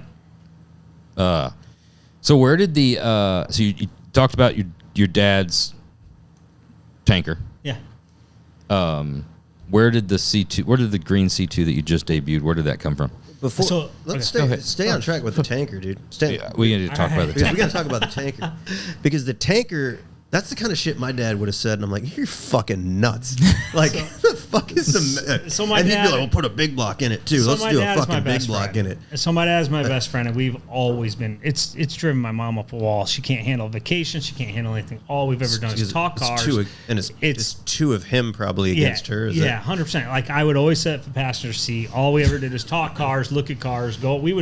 He bought me in my first car at 10 years old, a 48 Crosley station wagon on vacation, a house on the rock. It was setting, so we missed a turn. It was sitting in front of the house. We stopped. We skipped half the day to go buy this damn car. And so she's super happy. Yeah. That's what my mom, she would always say, it's fucking bad enough I got to deal with him, but now I got to deal with two of you. Yeah, so that's pretty much the two of us. Okay. So he comes up with these harebrained ideas, and I'm always there. I'm like, whatever. So we've always liked rat rods, but we've never been able to build a rat rod because we got to build something nicer. We're too much of a perfectionist. He's been an airplane person through and through his whole life. Vintage, biplanes, airplanes, stuff like that. So that's been a big passion in his life. Cool. He always liked the old trucks that had the fuel tank on the back. And he's like, but I want to do something different than everyone else has done. And so he's like, we're looking at Model A trucks. We're looking at 32 Ford trucks, stuff like that. He's like, let's make a tanker, but let's make a tank pull behind it. And so he texts me at 11 o'clock at night one night. I'm in bed. I wake up, and he's like, look at this tank I found on eBay. It's in Oklahoma. I think this would be the perfect tank. All right, Ed, whatever. You get it, buy it. Whatever, we'll build this thing. And so I hang up, go back to bed. Next thing you know, I wake up in the morning, I bought it. And I'm like, all right. So you bought the tank first. You bought the tank first. So then he's looking at all these trucks and stuff. I'm like, we don't need a truck. We need extended cab. If we're going to chop this thing up. And so I'm like, let's do a 4-door sedan. Let's take the back door out. Let's move it forward. Let's go along those lines. So then we're looking at Model A's. We can't do that. We got to do something out of the wall. He finds this 32 Willys 4-door sedan. And where were we? Were we North Dakota or something like that? There's pictures of this whole assembled, beautiful, all original patina car. I'm like, perfect. Let's buy this. So he buys this thing. We promise we're not going to cut it up. I know. So I'm thinking, okay, whatever. I'm thinking this is what I'm going to get to. So I show up, and it's in a million pieces. Really? It's completely disassembled. The guy said, that picture that you saw was a picture I showed for reference to the guy that bought it in New Zealand. And when he found out he couldn't ship it there, he put it back on eBay. You bought it from him, but you're picking it up from me. He didn't tell you it was disassembled? Oh, cool. I'm like, super sweet. No. So Mike and I are in my little Land Cruiser with the open trailer thinking we're going to roll this thing on and blaze back home. I'm packing out my Land Cruiser. I'm packing out the trailer. I'm buying ratchet straps. I'm buying all this shit from this guy that didn't even own the car anymore. So, it's just panels. Were those cars, was that like a wood frame inside? I mean, the main structure was still together, but every door was off. The front end was off. All the stuff was off. So we haul it back, and it sets for another year before we start this project. And Dad and I kind of start putting it together, doing our own time, nights, weekends. I got my family. He's got stuff going on. We're not too big of a hurry. Well, we come out with the Corvette, or the maroon Corvette, and everyone's like, you can't not have something out again the next year. I'm like, I don't have anything close. And like everyone's like, you got to have something. You got to come. Like you guys talked about it before. It's like everyone hits you up like, what's next? What's next? I'm like, cool car. What are you bringing next year? Yeah, exactly. You didn't even look at this one. Yeah. You fall out of fame like that. Yeah. Man. So like people forget about you quick. So everyone's like, you got to have something ready. I'm like, the only thing we could have ready is this tanker truck. So 3 months before SEMA, I gamble it all. And I pull every guy off of everything in the shop, and we all go 100% on this thing for 3 months. thinking like, what the hell? Like, why not? My mom's thinking, you guys are nuts. This thing is stupid and no one's going to like it. You know, like, what are you guys doing? Super supportive. You know, like, she's supportive, but Yeah, I get it. She's thinking to herself, like, you guys have lost it. Morons. So I drop everything. I'm like borderline shutting the shop down over this ordeal. Like, I got to have money coming in, but I take 3 months. We finish this thing up. We go to SEMA. We win truck at SEMA. We get on TV again. So paid off. Yeah, paid off. It was cool. Like the details were shocking. Like the level that it was taken to. It was really cool. It was a rat rod on steroids. It was a high-end rat rod. You know, like it was uncomfortable as hell to drive. It was hard to back up because we put the wheels at the very back. I don't know if you pull trailers much, but like when you move the wheels back, when you move the wheels back, it's great pulling forward. A little tough to maneuver. It's maneuver around. We ended up whip. We ended up no, they're driving slow that going, dude. When they're way back, like it's just, Senior and I ended up driving that on the wheel hub reliability run, 220 miles. Did you really? Yeah. So at the end of it, we were just beat to hell. We had the window open, bugs flying in our face, everything like that. But it was fun. It had to be fun though to build. I mean, besides the like thrash part, but the new rules. Yeah, and that's it's the best just part of it. That's the best part. You're not having to run it rules. by anything. Right. You're just like that looked cool. good there. And that's how And that now whole it's build there. was. And that's how that whole build was. There was no calling anyone. There was no nothing. It's like, add this. No, we don't like this. Scrap it. Throw it away. That's cool. Yeah. Yeah, as I'm thinking, I just keep like smiling. I'm laughing because all I can think about is like the difference. We have such similarities, but the difference is that like I love my dad to death, but he didn't have like the best taste in cars. It's a horse-drawn wagon and put a And big so block in. Still to this day, like me and my brother, we'll send stuff back and forth to each other on Facebook. That's just like the most outlandish shit, and just like one-liner. Build it, put a big block in it? Question mark. Because that was always like my dad would be like, "What do you think of that? Buy that, put it on a chassis, put a fucking big block in it," and it'd be like, "Are you out of your fucking mind?" An old Dude, C-cab. yeah, C-cab just ice truck. Right. Maybe I was missing something and I should have pursued it like you that's did. where my dad's opposite. Being a Japanese mechanic his whole life, like that was like, no, we're running a Nissan diesel 4-cylinder in it. We're turbo in That's it. cool. You know, Yeah. so like it was kind of just all it's put a all big off the block wall. No, it's been good though. Yeah, that was neat though, dude. I mean, that was an impactful truck. I remember hearing about it and thinking like, "What the fuck?" and then seeing it and being like, "Whoa." There was a lot of that. Yeah. You know, people question us sometimes, but that's all right. That's cool though, to like, you know, when you do something like that to be like in question and then roll something like that out. That's kind of a mind blower. Then the Volvo was right after that, right? So that was Volvo number 2. The first Volvo was a yellow one. It was more built for tailgating, actually. The guy's a big Iowa Hawkeye fan. We put TV, stereo stuff in it. But Volvo number 2 was pretty awesome because that was really the start of like really making these things functional. This guy claimed and he ended up doing it, but he had told us, he's like, "I'm going to sell my daily driver, and this is going to be my daily driver." We're like, "Yeah, sure, whatever." So we ended up buying a 1-ton Dodge, 94 Dodge with the Cummins that was a hail damage, totaled out thing. Box was missing on it, but it was low mileage, and we built our own chassis for that. So we threw that Dodge chassis on our frame bench. We jigged up all the stock suspension points, cut all the other frame out of it, took the Volvo chassis, moved it to the correct wheelbase, welded all the Dodge suspension on the stock Volvo chassis. So we had stock springs, stock axles, stock everything from the 94 Dodge on that thing. So he claimed he was going to be super drivable. We turboed it. It was 600 horsepower, 1,000 foot-pounds of torque, built the engine up on it. And kind of mild modifications to the body, but try to seal things up a little bit better, stuff like that. And I think to date, he's close to 40,000 miles. Wow. He's gone through 2 sets of tires. That's cool. Ball joints, wheel bearings. I got a phone call from a dealership about 6 months ago. They're like, "Oh, we need to put tie rods in on this thing. He keeps telling me it's a 94 Dodge." I said, "Yeah."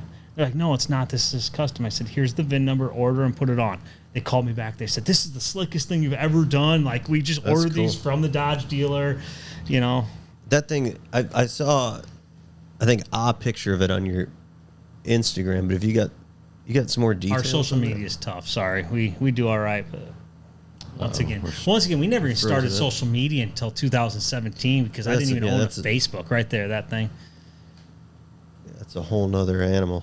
That's rolling coal. Dude. We had a fuel adjuster on it so we could crank the fuel up. That's a Volvo, huh? Yeah, it's a Volvo military vehicle. It's tough looking. Yeah, pretty wild. That'd be a lot of fun. That would be a hell of a lot of fun. That's cool. Yeah, that's actually one of the ones in my arsenal that someday, if I could ever afford, I'd actually buy that and just drive it daily. And he does. He'll send me pictures. He's from Indiana, but he'll send me pictures in Ohio and Tennessee. Just cruising it. He drove it. Yeah, he'd drive it to Tennessee for vacation. That's badass. Yeah, it's pretty wild. He parks it in the winter, and that's the only time. But it was it was funny how from the outside looking in, you've got 2017 maroon Corvette, then the tanker. You're like, oh, that's wild. They must have had, again, like being in the business for a long time, you start, making your own stories, right? So you're like, oh, they were probably working on that one. It's been in a while, shop. They finished the C2 out, and then you see like the Volvo, and you're like, weird stuff. They're all awesome. I'm just trying to progression of customers. You're like, that's a little crazy. And maybe they just had some, they got some eclectic customers. You got some, weird different stuff. And then the Vet comes, and you're like, well, the Willys came in. Willys came. Well, there goes Willis. Yeah. Yeah, the Willys was pretty damn badass. That turned out really awesome. Probably older. There's the truck real quick while we're talking about it. Yeah. Yeah, for anybody who hasn't seen that, man, that is just a cool ass project. And everything, we really try to theme everything right. So I like odd. I like unique. Like if you want to come to me and you want to build something different than everyone else, it's awesome. I will build a Camaro. I will build a Chevelle. I will build those types of things. But to me, I want something that falls out of the norm. But everything like those wheels, they were 36 Dodge only high clearance rims. They were like hen's teeth to find. The fronts are 18s, the backs are 20s, and we found six backs and 2 fronts. The back's a dually. Huh? Yeah, the back's a dually on the truck. Everything was themed out. So if you go to a turbo semi, the air cleaner used to be mounted on the outside. So on the driver's side, the air cleaner is mounted on the outside. We tried to find what was correct to how that stuff used to be. That hood ornament's super cool. That was actually an original hood ornament from California. The kids would make them in shop class. And Ed Escuderian made like one of the first ones, him and Anson Wheels. And so I asked Ed in California, I said, do you want to come look at this? Do you think this was made in your shop class? And he looked at it, he's like, yeah, I really do think this one was made in one of the shop classes. So we found a whole bunch of vintage pieces. That is cool. There's the first one. That's the first one. That had a 572 big block. Your dad would like that. Oh, you'd love that. It was radical. It was loud. It was obnoxious. Side pipe sound. There's the Willys. So that one we wanted. Okay, that's sharp. So that guy had that Willys since the 80s. And it was pro-streeted, roll caged, everything like that in it. He just was never happy with it. Threw it in his garage. My dad knew him since we were kids. I used to go as 5-year-old with car shows with him. And then so later on in life, he's like, hey, I'd like to redo the Willys, but I'd like to do it more street rod themed. So had a chassis made for it. It's still got a blown small block in it, but we kept everything under the hood, set it lower. It was hard. He wanted 15-inch wheels. I was like, no, if we're going street rod themed, we're going 18s and 20s. And finally, he tells me today, he's like, I'm glad we did. Yeah. So we did a little cleaner, smoother look with that than kind of the Pro Street. We didn't want to do the blown kind of Pro Street Willys thing with it. Those cars forever, I will love them. Like even when you get the like radically overdone 90s ones, there's something about them that I'm partial to a Willys since I grew up with them. Like my dad had the 34, Lon had the 41. So take us through, I mean, because it's timely, take us through the green Corvette. Where did that that was crazy one. I was in Canada at a car show, and the Battle of Builders had just aired on TV, and we had the maroon Corvette on it, the Battle of Builders show. And that guy left a message at 3 o'clock in the morning on our voice message. He had just had mouth surgery, and he could barely understand anything he said. He's like, I saw your Corvette on TV. He goes, I couldn't sleep. He goes, I want one better. I want you to build me one. So my brother calls me and says, I don't know if this is real or not, what's going on, but you need to call this guy back right now. He said he's very interested. Call him up. Have no clue who this guy is. He ends up owning a very large food company in the United States. And he tells me, go buy a Corvette. Get one, a 63 Corvette as soon as you can. Find me one. I want to build this awesome car. I'm like, okay. So next week, I'm taking a gamble once again. I drive all the way to Maryland to go look at this Corvette. And I get there. It's got a convertible title to it. It looks like it's been pieced together. I'm like, I can't do this. I'm like, but this guy told me to go buy this car. What do I do? My dad and I went on the 16 hours straight there, slept in the car, 16 hours straight back with no car. I call him on the way back. He's like, no, I really appreciate that. You're looking out for my money. So we find this other one going through this auction in Illinois, and the Sullivan auction, and it's all numbers matching, red on red, 327, never touched, original paint, barn find car. Was it really, though? Because it really was. Every one I've ever done that's a mid-year, it's always the same story.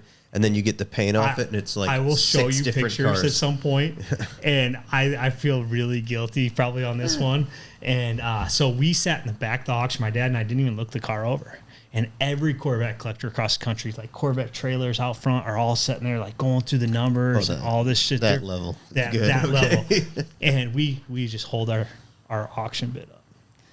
And we end up buying this, and everyone's like, who are these people? And at the time, it was the most anyone. I think we paid $78,000 for the body. And it was at the time, though, that was the highest a 63 barn find had sold for. Okay. Like now it's cheap. Yeah, that's kind of the deal. Cheap. That's a now cheap it's a great survivor. deal. Yeah, right? Now it's a great deal. But at the time, like that was like, because it was 2018. It was before that peak hit with the C2s. And so we walk away, like the family's like, I want to see pictures restored. I can't wait to see it. And I'm like, it's gonna be great. Yeah, it's gonna be great. And so we start tearing into this thing. I think I probably only saw the guy 4 times in the whole build, the 4 years we built it. He lives out of the country most of the time, and he was pretty awesome. He pretty much gave me free reign. We had our ups and downs to the build, but he had never owned a hot rod before, which after this ordeal, I'll probably never build a car for someone that has never done that again. First timers are tough. It is tough, but he's only owned supercars, so everything had to Makes be it even supercar harder oriented. So it's got Bilstein coilovers, Brembo brakes, custom suspension on it, 1,000 horsepower, supercharged LS3, Inconel headers, titanium exhaust. But while doing this, I told him I want to wide body it, but I don't like any of the wide bodies that are on the market. I said, it's too dramatic, too flared. So he says, well, what do you want to do? I said, well, I want to make it so subtle that unless you're a Corvette person, you don't know. That's kind of how a lot of my direction on my high-end cars are. We do an astronomical amount of work, but most people don't know we did it. To hit you in the face. Yeah. Right? So we took that stock body and we started putting spray foam on the side of one of it and mud and foam, and we started shaping it. Once he started okaying it, then we body worked that whole quarter all the way up to what we wanted to, painted it with just single stage paint, and started pulling molds off it. So we went off the quarters, door skins, front fenders, hoods one off, everything from the rear body line down's one off. We Zach from Z-Rods helped us. At the time, I didn't have a scanner, so he came and scanned. He helped design some of the side pipe covers in the rear valance. Eric Black had some insight on some design on it.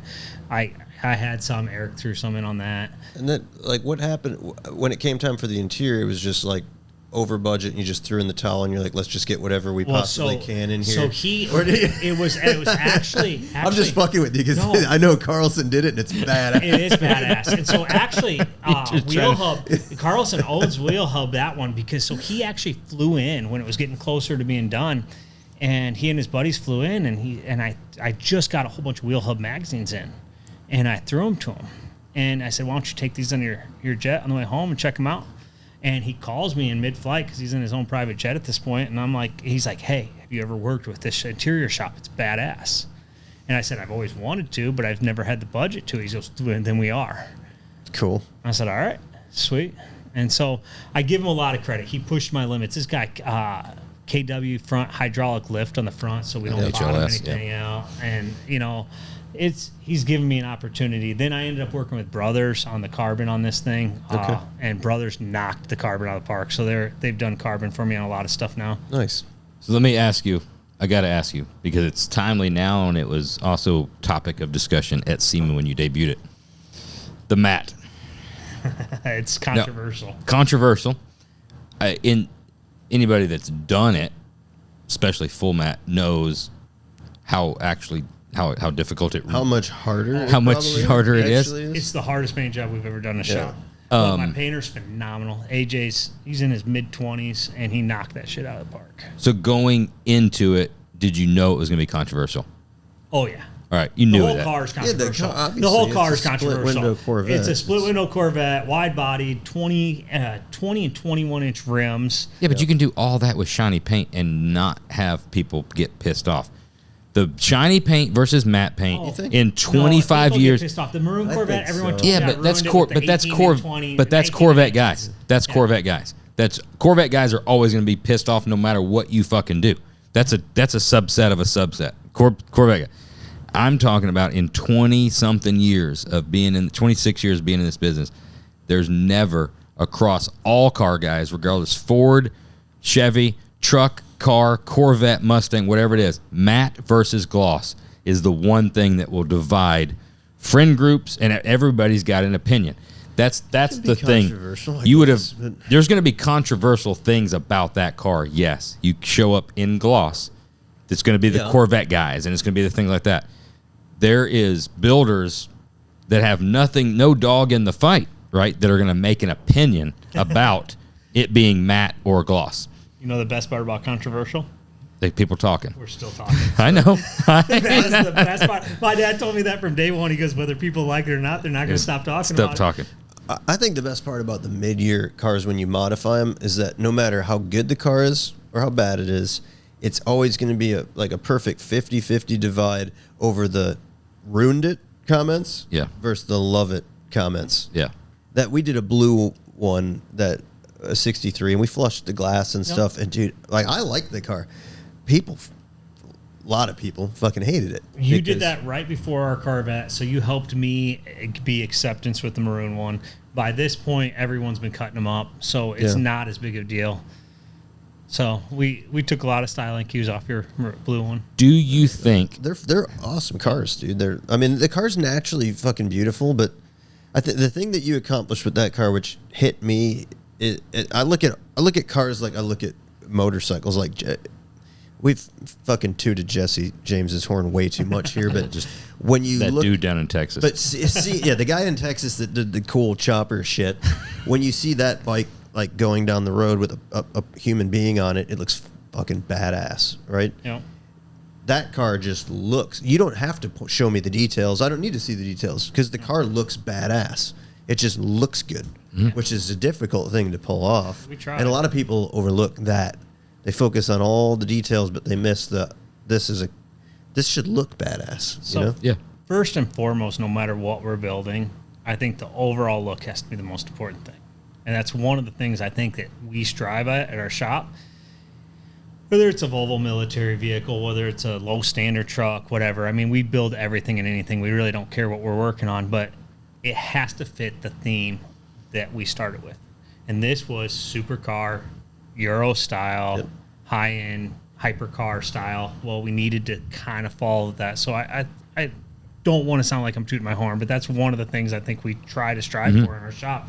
It's super important. It's one of the battles I will have for a customer. I usually let a customer win most of the time, but if it's something on stance or overall look or something like that I believe in super strong, I will battle them pretty hard. Do you think that there will be a satin or matte finished car win a major all over award?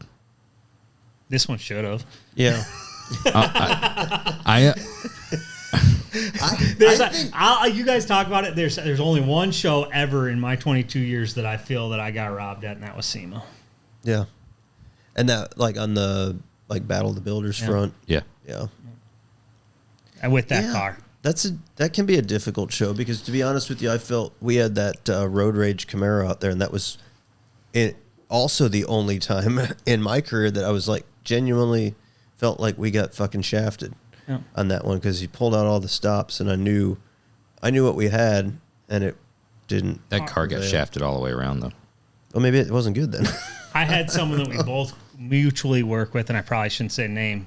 Say there's only 3 cars in his life that he's ever worked with us on that have stopped him Number 1 is your Road Rage. Number 2 was this Corvette. And number 3 was the Grand National. That's cool. Really cool. Very cool. I'm just, again, I know I'm harping on this. You're hung on this. I think. No, I know it's an important. Do you not?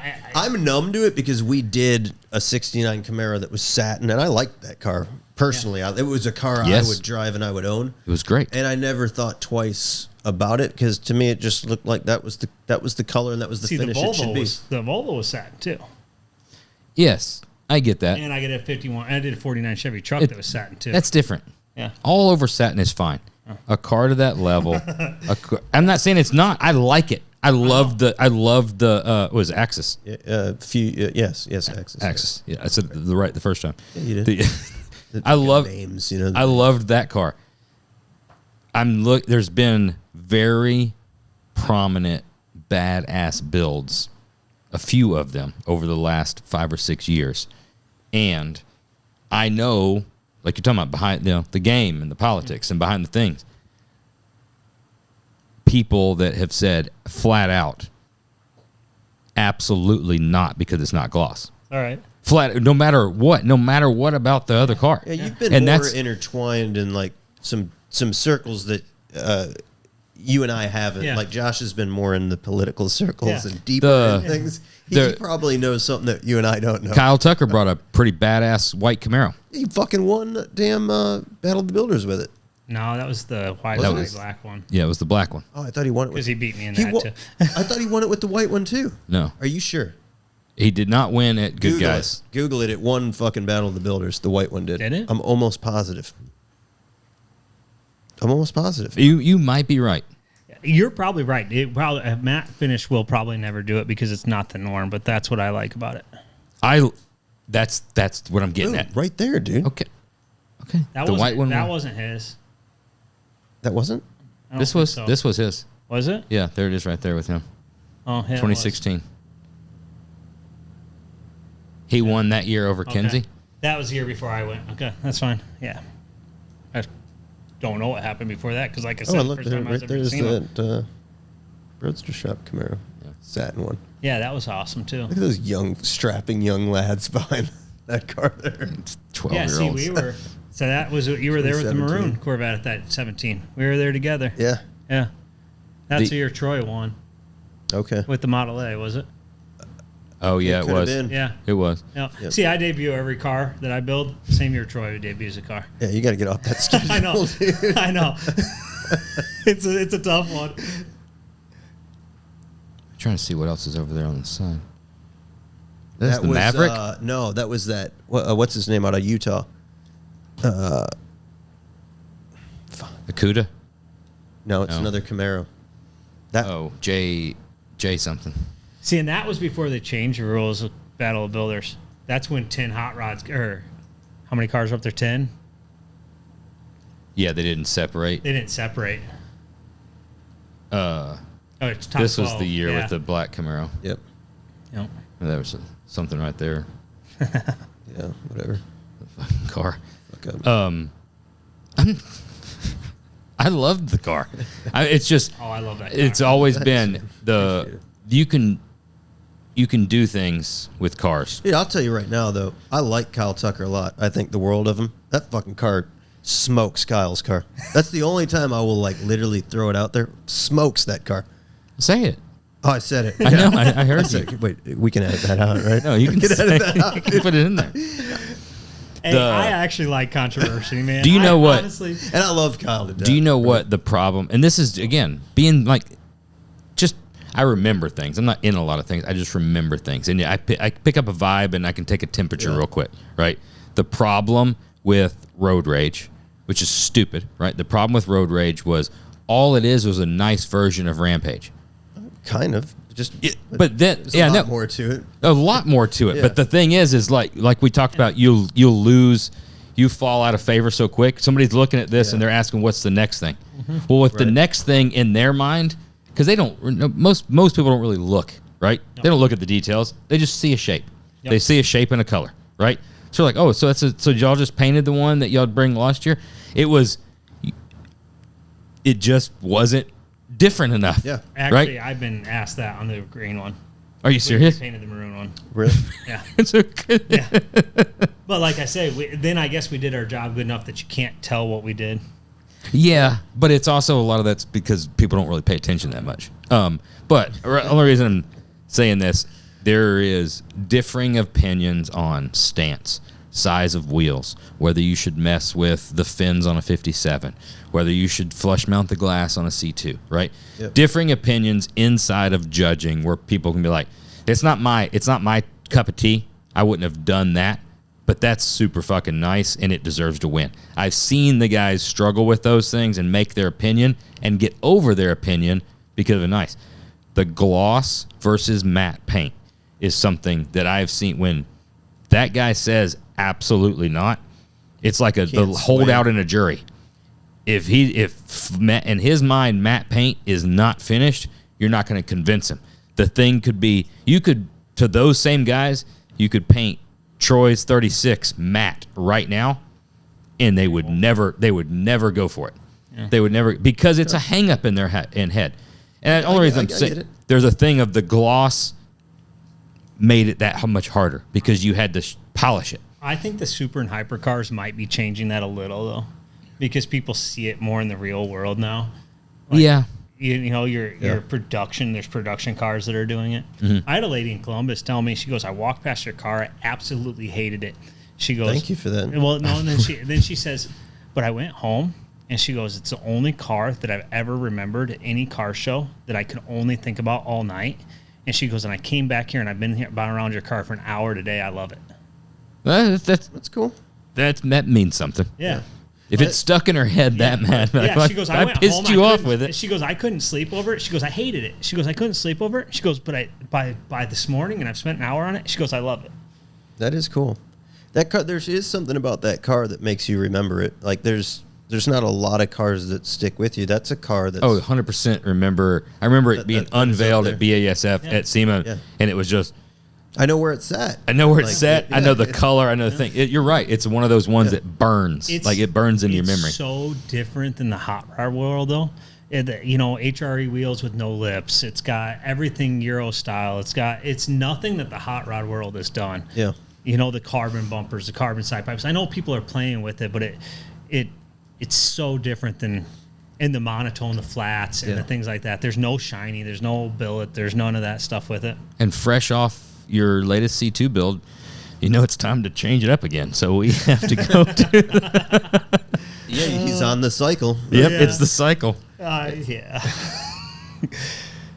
Yeah. 53 International. Super cool, super awesome customer. We built a really nice Restromod 63 Corvette for him. It was his family car. His wife inherited her uncle's 53 International farm truck that they bought brand new. And so that's what we're building next. It's going to be his Polar. So his wife's not listening to this, right? I don't know. I hope not. You're just doing a mild restoration. Yeah, mild restoration. It's just a mild restoration. So you guys have won us off a chassis for this thing, full air ride, 1-ton truck chassis stuff. We're doing an international diesel engine in it. We stretch a cab 8 inches. It's going to be pretty cool. So big. It's so big. Yeah. That's a serious machine. Because you can't do one, you got to do two. You're like, oh, so you can handle a big chassis? Well, before that, I have a Chevelle that we can't do a ton of talking about, but you modified that chassis too. So. Yeah, we did. Yeah, but that's size-wise it was a lot of modification. It's a lot of modification, but yeah, size-wise, yeah. Size-wise, not the same. The next one that you've got coming down could be the most talked about project and custom chassis. He was telling me this. We can 100% talk about it. Yeah, we can talk. But you got to hear the story. That's ever the little bit of rumor story we've heard about the guy and whose truck.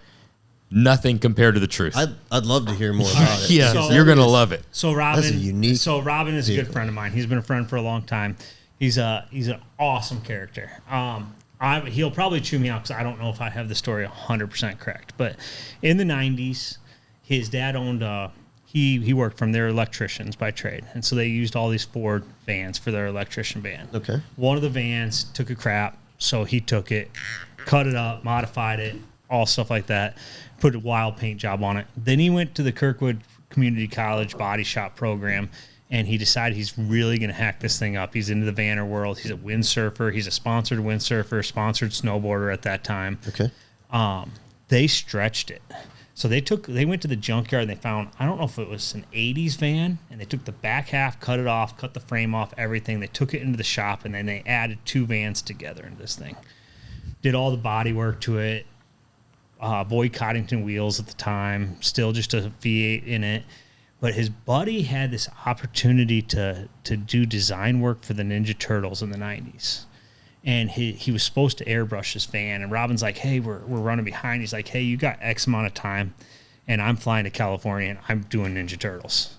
And so they got this van ready. They spent 3 whole days, and they airbrushed this crazy wild sea serpent theme on this van. And he's van shown this thing since the 90s. Like, they got it done, but never finished the interior. He hauled it all across the country. They would windsurf in California all over the place. They'd fill their stuff in it. And Robin's awesome. Robin looked like Steve. Who is it? One of the classic rock guys. He would go all over the country, and Tom Petty is who he looked like. Okay. He looked like Tom Petty, and so people would see that. People would think he was Tom Petty and stuff. But Robin's just an awesome person.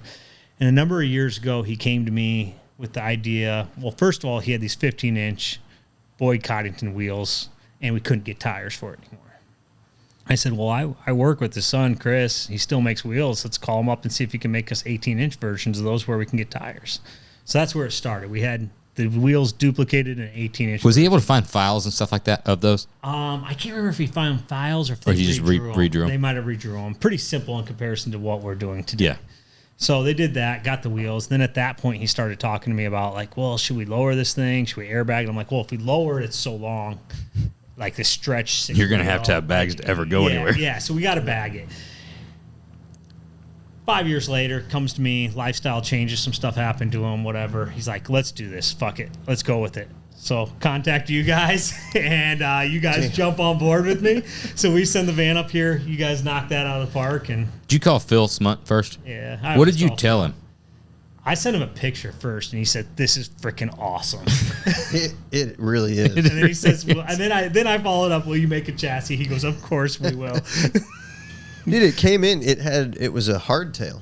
Yeah, you know that it was just both the rear axle housings were just rigid mounted to the frame. One was a trailer axle, not live, and one was the live axle. Yeah. I was telling him when Vinny and Eden came up. They're here for the weekend, right? Vinny was probably jealous as shit over that. Vinny saw everything at the shop. You know, he hung out. We went to the city. We hung out. We went up to the assembly shop where the van's at, and he's like, "Dude, you guys have nothing compared to this. This van is the best thing that you have in this entire shop."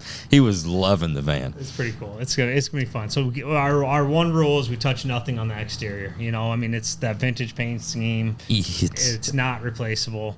Tell me that thing's going to Carlson for the interior. That's what we were talking about. We were just talking about that today. Like, that's where I'm pushing for. Yeah. We'll see what happens. So dude, he thrives and stuff like that. You know, he's done so much. I just don't know if that's like 6 times this normal size of an interior. I don't know if anybody can afford that interior with him in it. So yeah, that's Bezos level interior stuff right there. It's longer, wider, and taller than anything.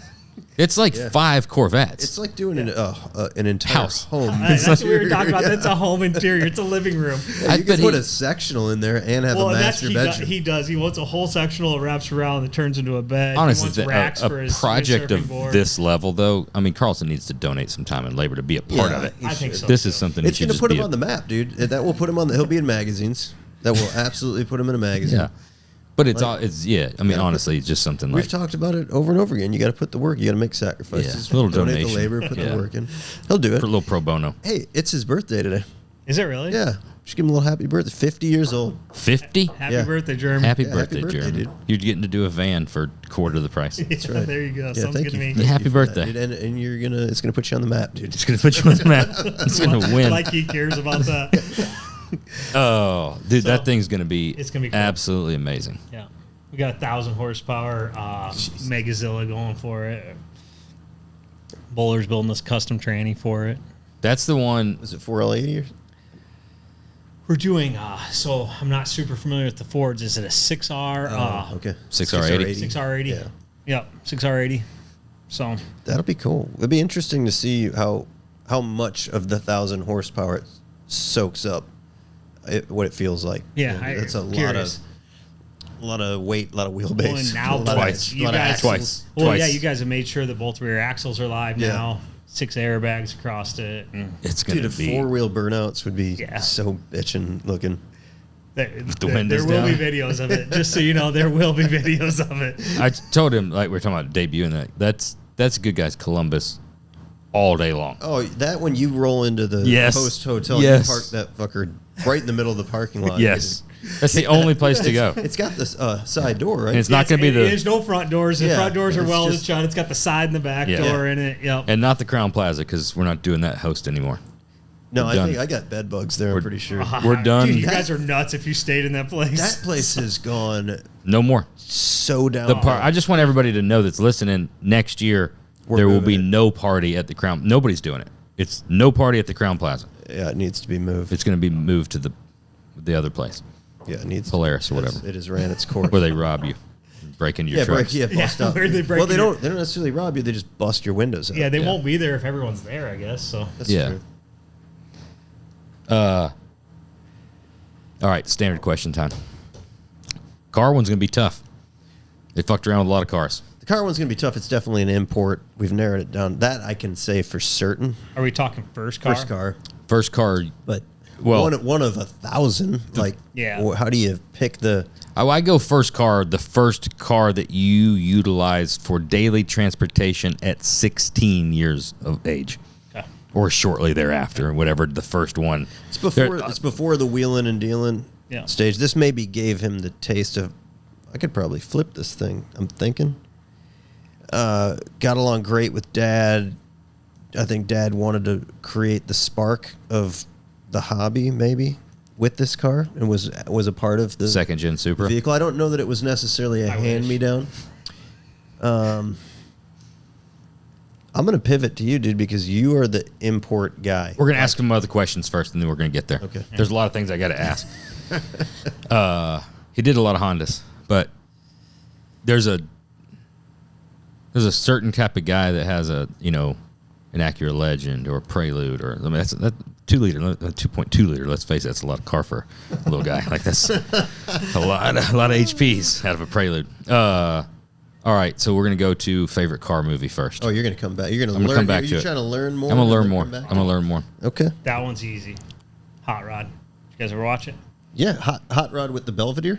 Oh, it starts with the Belvedere, Made- Hot Rod Willie's, where they, Munn's root beer. Yeah, The 442. It made every friend in my life, every Yes. employee, and my wife all watch that movie. I had it in cassette and CD. Dude, you're Y'all the are- only other guy I've heard talk about it on here. Y'all except are for me. y'all Are you are a serious? lot Yeah. alike. Yes. Yeah. There's No, Hot kindred Rod by spirits. far. Yeah, dude, I have a 65 Belvedere because really? of that. Yeah, Pre-war Willie's cuts to the air like cutter through ice. Man. dude. I probably watched So that more good. than any other person on the face of the planet. Oh, get on it, squirrel. Said it was at the beginning. Yeah. Oh shit!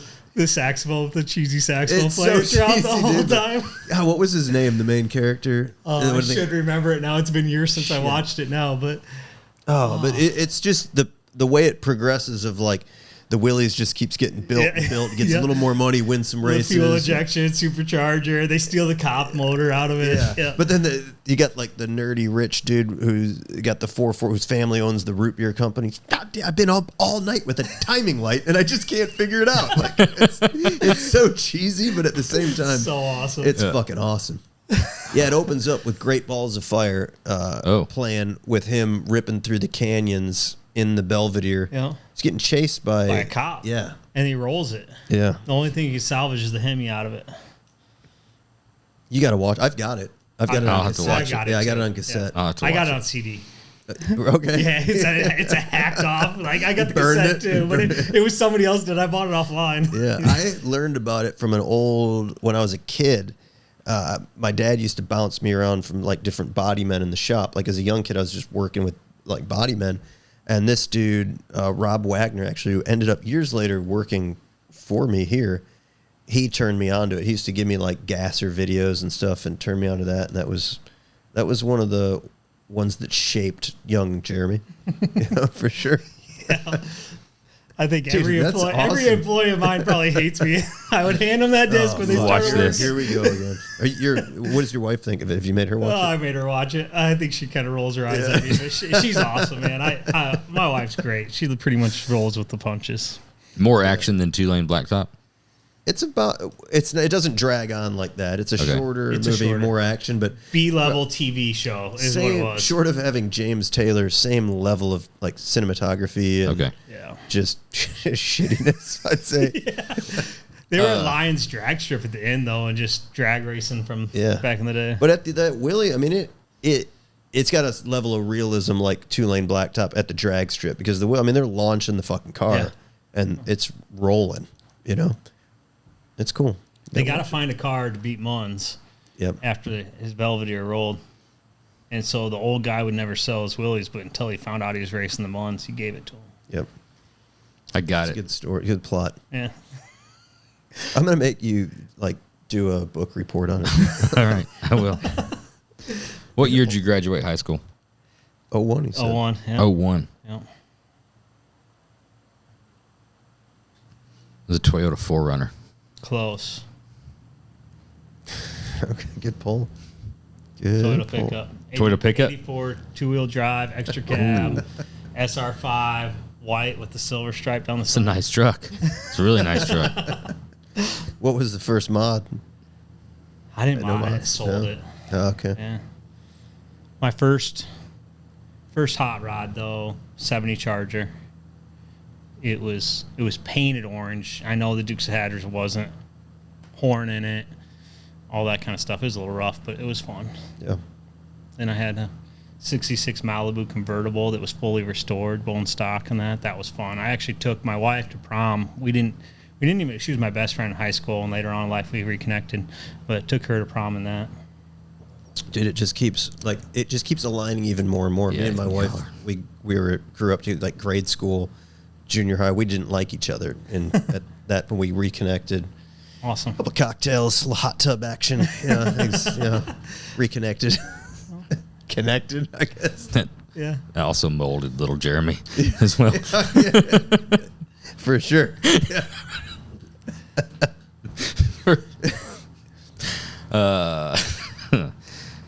All right. Next up. Best piece of advice you've ever received? It's a tough one. Probably my dad telling me that doesn't matter what it costs if it's done right. They'll forget about the money later on. But if you screw it up and it's expensive, they're not gonna be happy. That's good. It's really good. Very good. If you had to tell anybody getting into this now, what's the one piece of advice you would give them?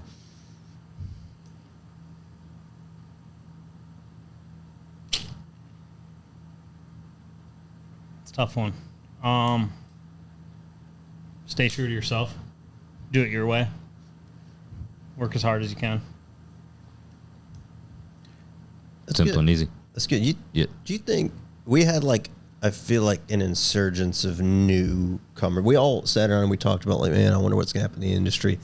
And there's a pretty good group of young guys. Do you think it's happening again, or do you It's think coming.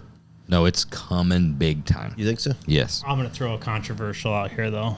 I do think it's coming, but I do think there's going to be a twist to it. I think there'll be more import stuff into it, more import think so? engines. Yes. I think there'll be JDM, vintage JDM. Because, honestly, as much as I love hot rods, I love vintage JDM too. I would dig a Cosmo, a Skyline, GTR. I would dig on building some of those things for people too. When I meant that it's coming, I'm saying total resurgency in kids all across the board in vehicles, modifying vehicles into cars and stuff like that, regardless of the cars. But that was really what went dead from probably the late 2000s, early 2010s, to probably up again till about 3 or 4 years ago. Yeah. It was just that generation of kids coming through just did not care. They don't want anything though. No. They don't want a house. They don't want a car. They don't want anything. They don't want anything. I had customers on the repair side of our shop offer to give kids cars, and it was a stick. And the kid's like, "Oh, I'd just rather Uber. I'd rather not have a car." Like that, I think there was that. You're right, in that time frame where It's people just a didn't group. want anything. They Yeah. don't want a home. They don't want objects. But in the last couple years, that's changed. You're seeing so many Instagram and YouTube channels of like Is it the young, like 14-year-old kids that are into imports, into trucks, into muscle cars. I know, like my son and his group of friends, they're all, I mean, imports and exotics. You know, they all want to buy their first, you know, Lambo and Ferrari and stuff like that. But that's all they live for is car meets and cars and stuff like that. You didn't see that in anybody 5, 6, 7, 8 years ago. Okay. And that's fucking women great, too. dude. I mean, it's just I truly believe from the little bit.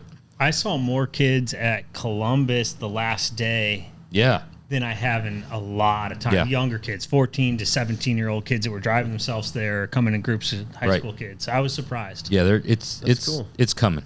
You know, you do see, like, when you go to Cars and Coffee type stuff, and like I think the Porsche community does great with it, because it's just so, I don't know, like, I don't know, is inclusive the word, or like, well, everybody wants to be a part of Everyone that, wants a and you Porsche. see a lot of young guys, like whether they're just standing there taking pictures. Well, there's just like whatever that much many more. It's everything goes in pendulum swings, right? Yeah. So you had those 10 years of like not interested in whatever, blah blah, and you've just got a change of 14, 15, 16-year-olds that are doing it completely different than maybe what their 2 or 3 year older brothers and sisters did, and they're like, I'm doing it completely different. I want gas burning, whatever. Yeah, I'm in a different situation. My son's 14, and he's been around. He's like my biggest fan, Roadster Shop's biggest fan, and he knows fucking everything about this industry. So that little he's gearing up for building Street Machine of the Year for his first car. And I'm like, dude, the one thing he doesn't have a grasp on is what these things cost. Yeah. He doesn't understand the financial aspect of it. He sees all the cool, like, He doesn't have to when he's got you. well, He doesn't. right? But you do it on a video game. You just add this and add this. And then even on the video game, his uncle Kyle, who my brother-in-law works for us, is fucking awesome.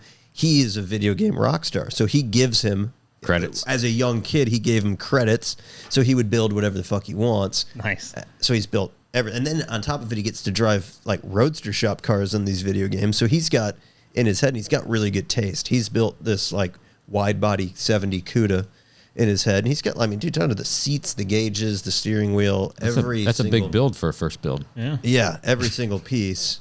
But yeah, he doesn't know that like an American Racing 5-spoke is X, and a Jesse Greening one-off custom wheel is X. Many more X's. Many more X's. A lot more X's. He just knows those. He knows they look cooler. And that's what he wants. Yeah, that's what he wants. What motor? He wants to do he likes the 340 cubic inch idea.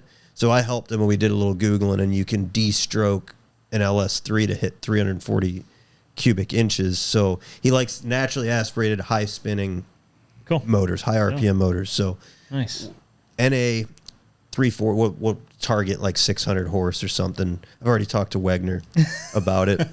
And dress it up in all orange, detail it out, but all orange, dressed up like a small block Mopar, but LS, because who wants to? Do you have a car yet? Don't have a car yet.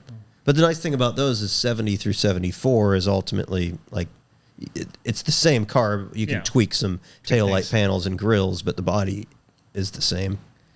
My 15-year-old daughter wants a G-Wagon and could care less about the hot rods. All my daughter ever wanted until she wanted a vintage Bronco. Yeah. And I was like, never mind, let's go get the G-Wagon. Actually, the G-Wagon sounded pretty good. But my 5-year-old son's into it, man. I have a 73 BMW E9. Oh. And when I ask him what your first car is, he goes, I already have it. He goes, the BMW. That's cool. Like, He's figured it out. So, yeah, he's all about cars. He's been going to car shows since he was born, though. So I think his generation will start hitting it pretty good, too. Yeah, we're on the lookout for a project car, a donor car there. You got to get going. I know. You ain't got no time. He's 14 now, so. Yeah. Should have had that 2 years ago. I know. Yeah, right. He doesn't want the Belvedere? He digs everything. I mean, he digs them all, but like it's a tough decision. We started with a Roadrunner. So he was hooked since a little kid. He was hooked on a 68, 69 Roadrunner. But hey, fucker, look at his genetics. He's not going to be a real big guy. It's a big car. That's a big car. Big car for a little guy. Big car for a little guy. Yep. And then it pivoted to like he digs all the Trans Am type car, like Trans Am influence. So Cool. 65 to 68 Mustang. He loves the Rivian car. Yeah. Yeah, that's Loves, cool. I mean, Great car. who doesn't Yeah, like that's that cool car, car. right? That's a more manageable project, like a 65. Let's redo your Camaro. It's just a time Little capsule. nostalgic. Dude. Little time capsule. Fucking give it up, buddy. It's time for him to have a time capsule. Yeah. I just know I built it and I know it's underneath it. And I'm like, I don't really want to uncover that. Like it's, you know what I mean? It's like those time capsules you see that you're like, oh, that's really cool. You guys put all that shit away like 30 years ago, and it's just fucked. Like it's, I know. I'm like, it was easier to fix the floors by flowing panel bonder into them at the time. I had this old body man that showed me like, just like Jeremy Carlson who levels a car out and then pours his AG caviar. I leveled that bitch out and poured panel bonder on the floor. Fucking pans. twisty tip and fucking Yeah, and then you let just it nip flow. the little nipples off the bottom, and that's no more rust. Like No it's more rust. tuned up. It's good to go. All right, last but not least, your most memorable law enforcement interaction story. Ooh, we got a couple good ones. I'm gonna probably tell you this one. My mom's gonna probably kill me for this one.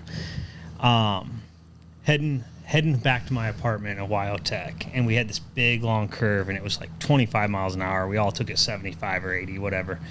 Coming back, cherries on, pull me over. I'm like, shit, I am screwed. I cannot get a ticket right now. So I tell the cop instantly, my girlfriend's having our kid back home. And I'm like, my girlfriend's having our son. I'm super excited. I want to get back home. He got so pumped for me. He escorted me back to my apartment. I came running in and got on my phone, like acting like I was calling my wife. He's like, congratulations, son. And then he left. I'm like, all right, I didn't get a ticket. Karma's. No shit. Yeah. You get one of those. Yeah. You In get your life. one of those in your life. Yeah. Let me. I'd have been terrified of him. I had no girlfriend at the time. I was not having a kid. I was not anything, but I was like, I cannot call my parents and tell them I just got like a 40-mile-an-hour over speeding ticket. Hey. Dude, that's great. I've always thought about that scenario. Like when we had our first kid, in my mind, I always pictured this like just blow all the stoplights and shit. And when we had Wyatt, my wife called me. We were working on the Nova here late, and it was like semi-emergency, but not really emergency. But I still took the opportunity to like, we're blowing every fucking light, like because you're kind of like, And nobody stopped you. yeah, who's gonna say shit? I know. You know, Yeah. you stop me like, look at this thing. That's I've going on here. I've done This- it twice too with both the kids going to the hospital. Never an emergency, but it was like, oh, it's time to go to the hospital. So I'd start driving a little faster and a little faster. She's like, we've got plenty of time. I'm like, yeah, this is my opportunity. I'm just daring a cop to pull me over. I'm like, no, we're pregnant. And I mean, you get going pretty fast and you never see a cop the whole way. Yeah. The whole 20-minute drive. The other one that has now been proven that it works. I've always wondered this one, right? And my son proved that it works. My wife tells me I come home from work. This is like a month ago, and she's laughing and she's like, "Wyatt, you want to tell Daddy what happened today?" And he's like, "I got pulled over." I'm like, what? So he took his dirt bike out on the street, and he got clocked at 65 and a 30, and the cop lit him like lights on, pulled him over, and he, I guess, actually legitimately had to go to the bathroom bad. I don't think that's why he was speeding, but the cop asked him where he's going in such a hurry, and he told him he's got to poop. He's got to poop really bad. And the cop laughed a little bit and just let him go. That's awesome. Like, dude, that's pretty good. I mean, you're 35 over. That's, you know, with no license. It's fast. You're like on a main road on a dirt bike. That you shouldn't be on. Yeah. All the things. Yeah, but that's your one. Right. Yeah, it's you your get that one. once. Yeah. Get that one. I got it once in high school. I got just flying down drag racing down a fucking side street like a complete moron. Cop pulled me over and he made me get out of the car because I had friends and I was 16, and he gave me the, I got a C5 at that time, C5 Corvette. When you do stuff like that, you got to get out on the highway. and he let me go. He didn't want to give me the speech in front of the kids in the car. So he pulled me out of the car and he gave me a little life lesson. But that's I think you get one. Everybody gets one. Yeah.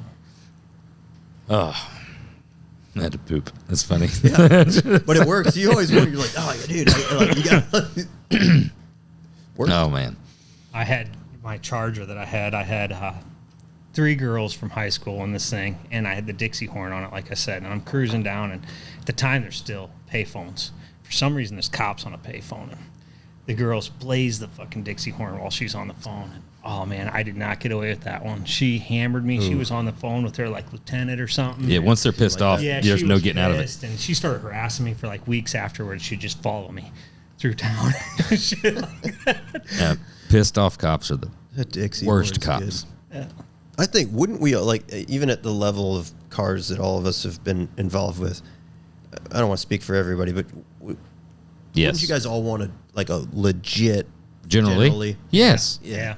I want one bad. Yeah, you especially. I mean, real it fits bad. your culture a little bit. No, but I think. Shut up. But no, I want it to be of daily driver, like, level. Oh, you I want think like, there's just not days. just like a 440 with a 4-speed. That would be fine as long as everything's. If I just wanted, I don't want to fuck with it.